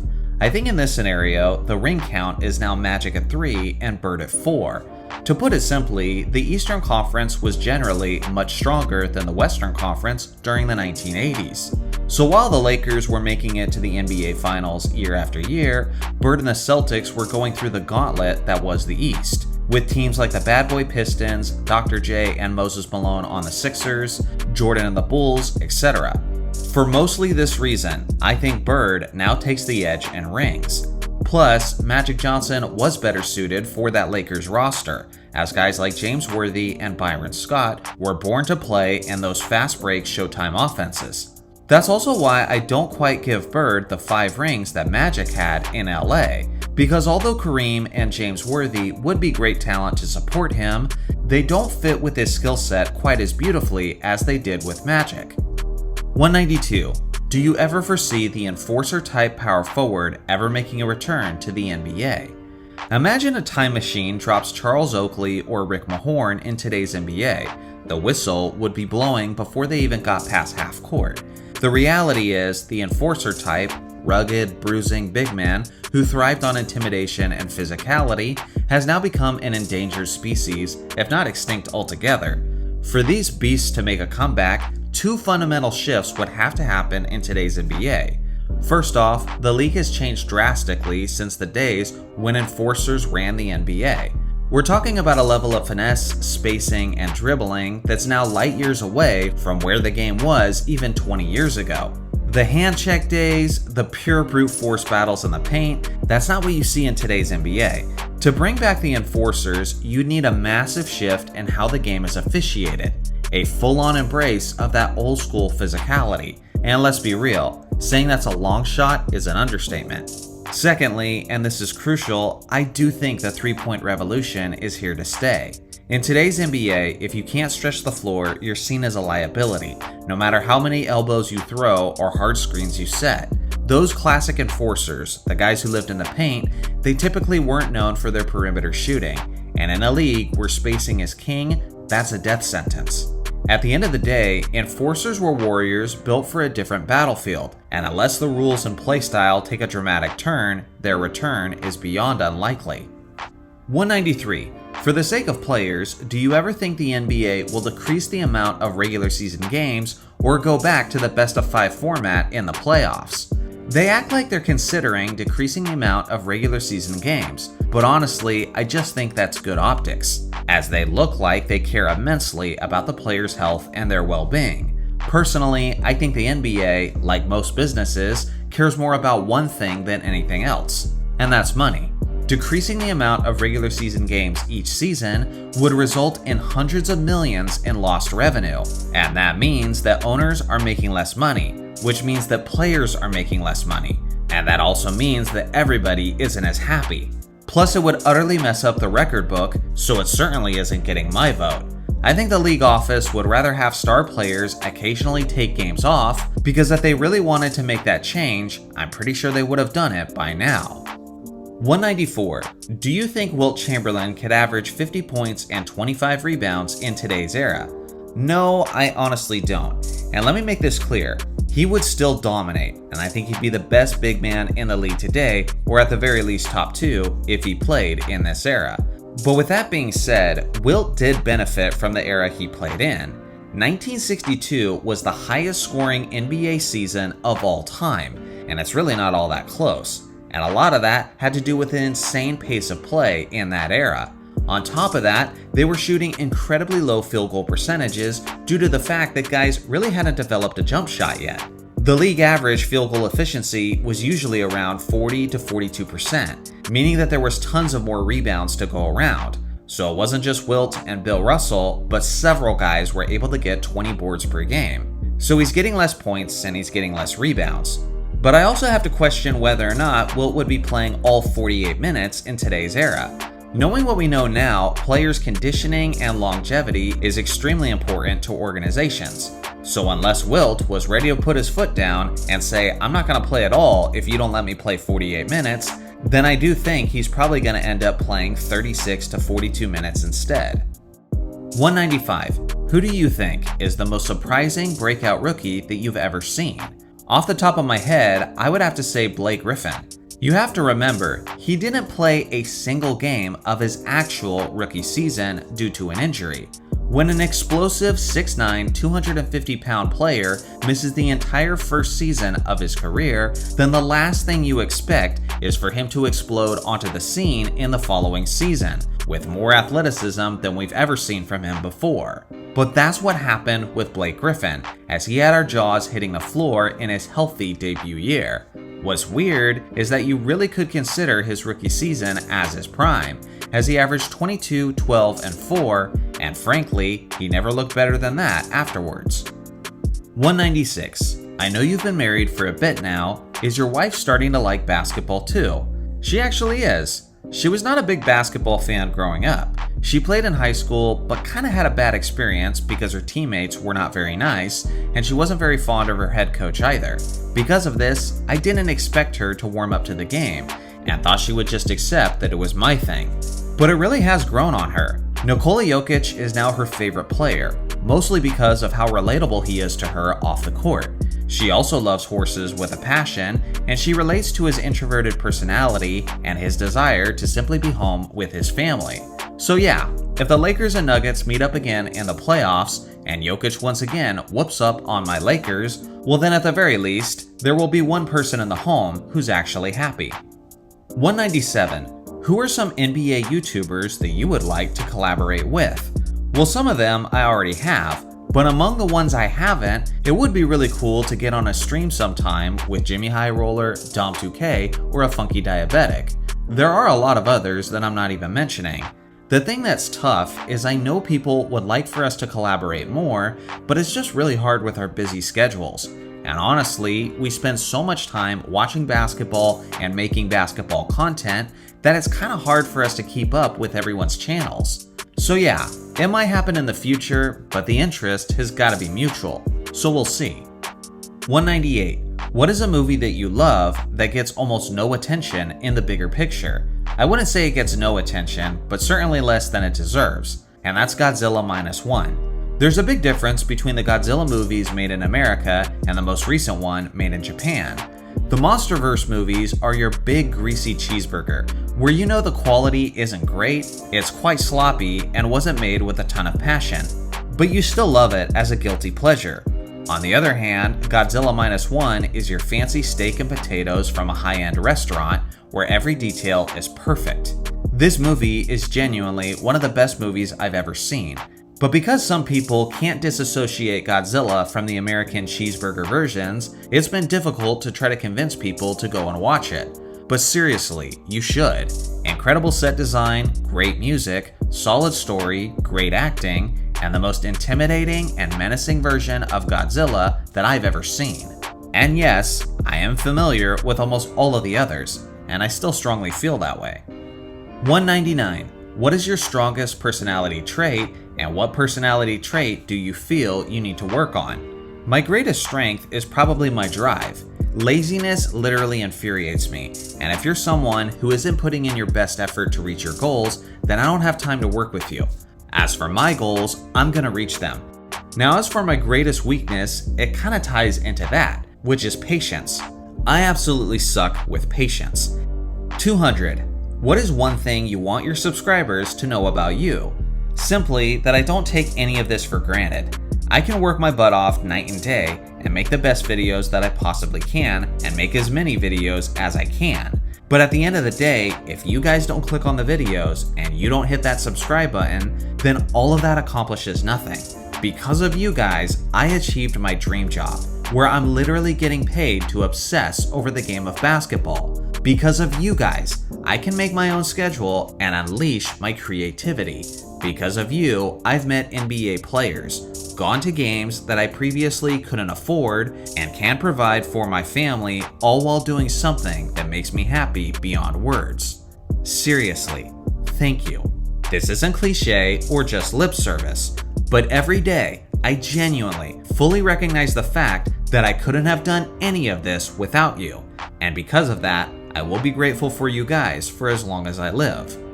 If you made it to the end of this incredibly massive video, then you are awesome, and I am happy to share this channel with people who love the game of basketball as much as I do. Thanks for watching as always, make sure to like and subscribe for more basketball content, and I'll see you guys in the next video.